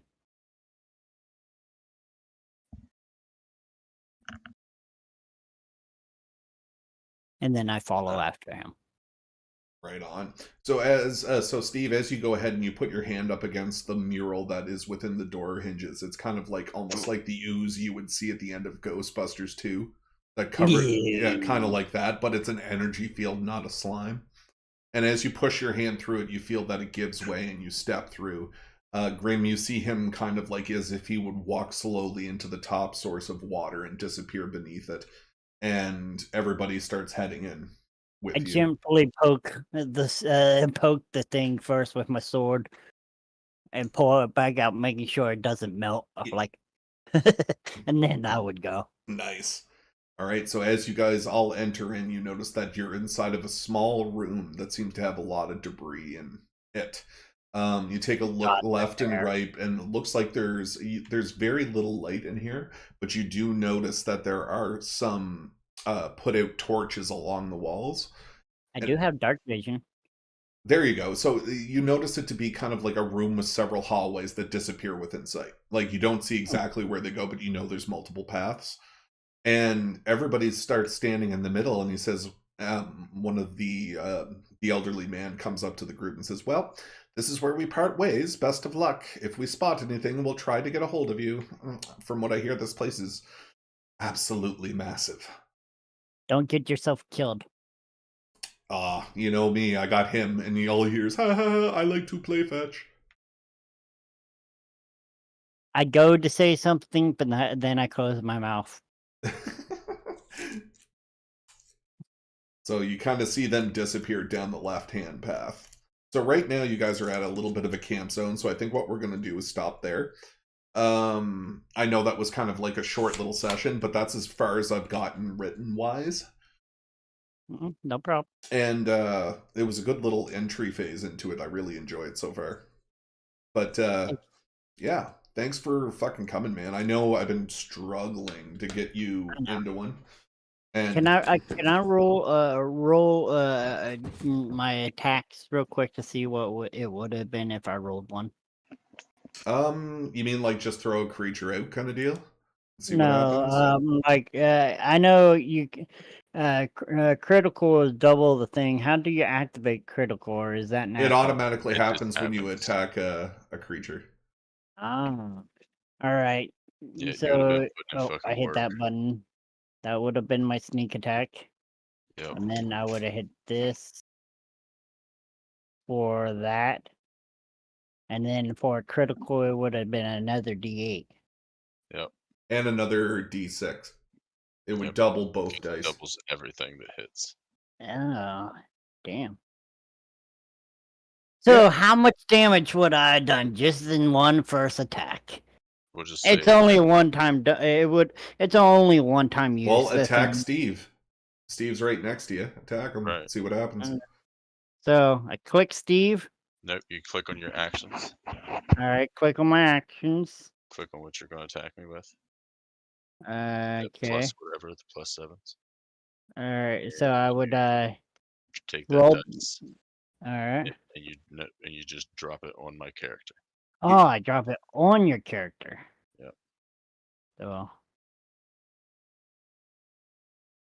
Okay, so you hit. Now you roll just the damage shown there and see what it does.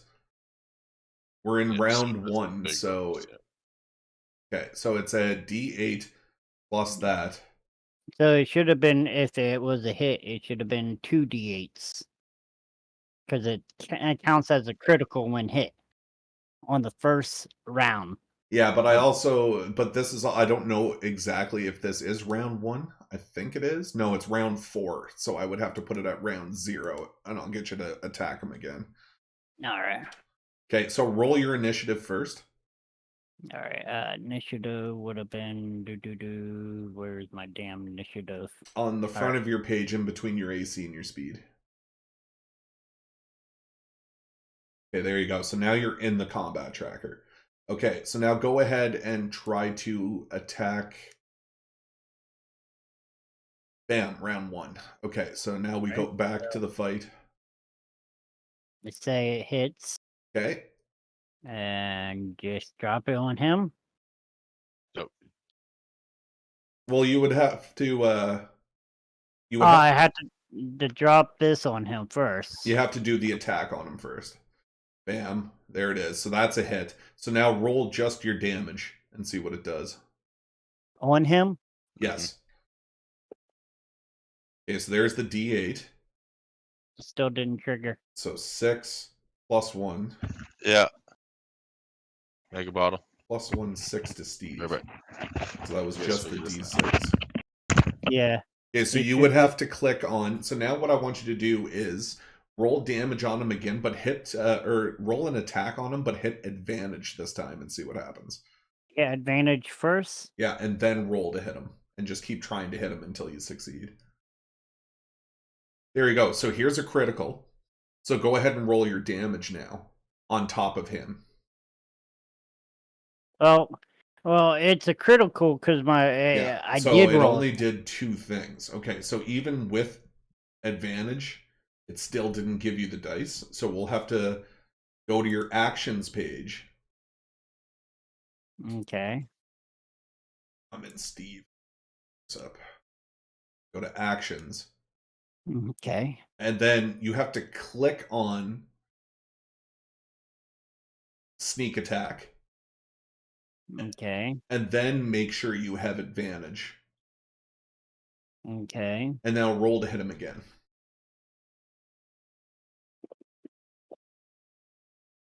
Okay, so it's a hit. Now roll your damage. There you go. So that works out. Now click on surprise attack, which is in your powers. So click and hold that drop of blood and drop it on him. And that's your surprise attack damage. That's how you do it. All right. So sneak attack. Then, all right. Yeah, so if you know you're going to sneak attack, you have to hit sneak attack, then roll to hit the person. And if that sneak attack hits, when you're doing your damage, you also drop the blood on him, and that'll do its damage. So it'll be your sneak attack, your regular attack, and your surprise attack. That's how it works. So, I will run you through it until you're crystal clear on it on the first time right. we use it. So the assassin trait supposed to give you instant critical if you hit. Yeah, That's the assassin trait. Yeah. So that's 2d8 plus 5, generally. Yeah. The reason why it's not working is because I can't make that your teammate not see you. Yeah. Like, that's the only reason why it's not working. All right. We'll figure it out in the next battle. Yep, don't worry about it. We'll All do a right. mock battle one All day. right, because I only asked is because it should be like there's 2d, there's 4d, there's 4d6 plus 2d8s would be the whole bundle. If that's only the first time, and once after it's done, I can only use sneak attack until the whole combat session is over.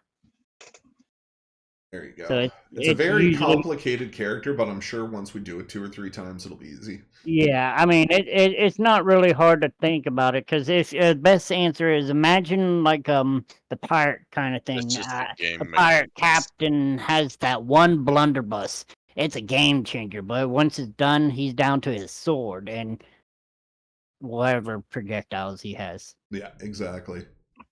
Burst damage all the way. All right, guys, so I'm going to end the live stream there. Thanks to everybody who's watching, and I'm going to put this in the playlist for Facebook, and we will call her there. Awesome.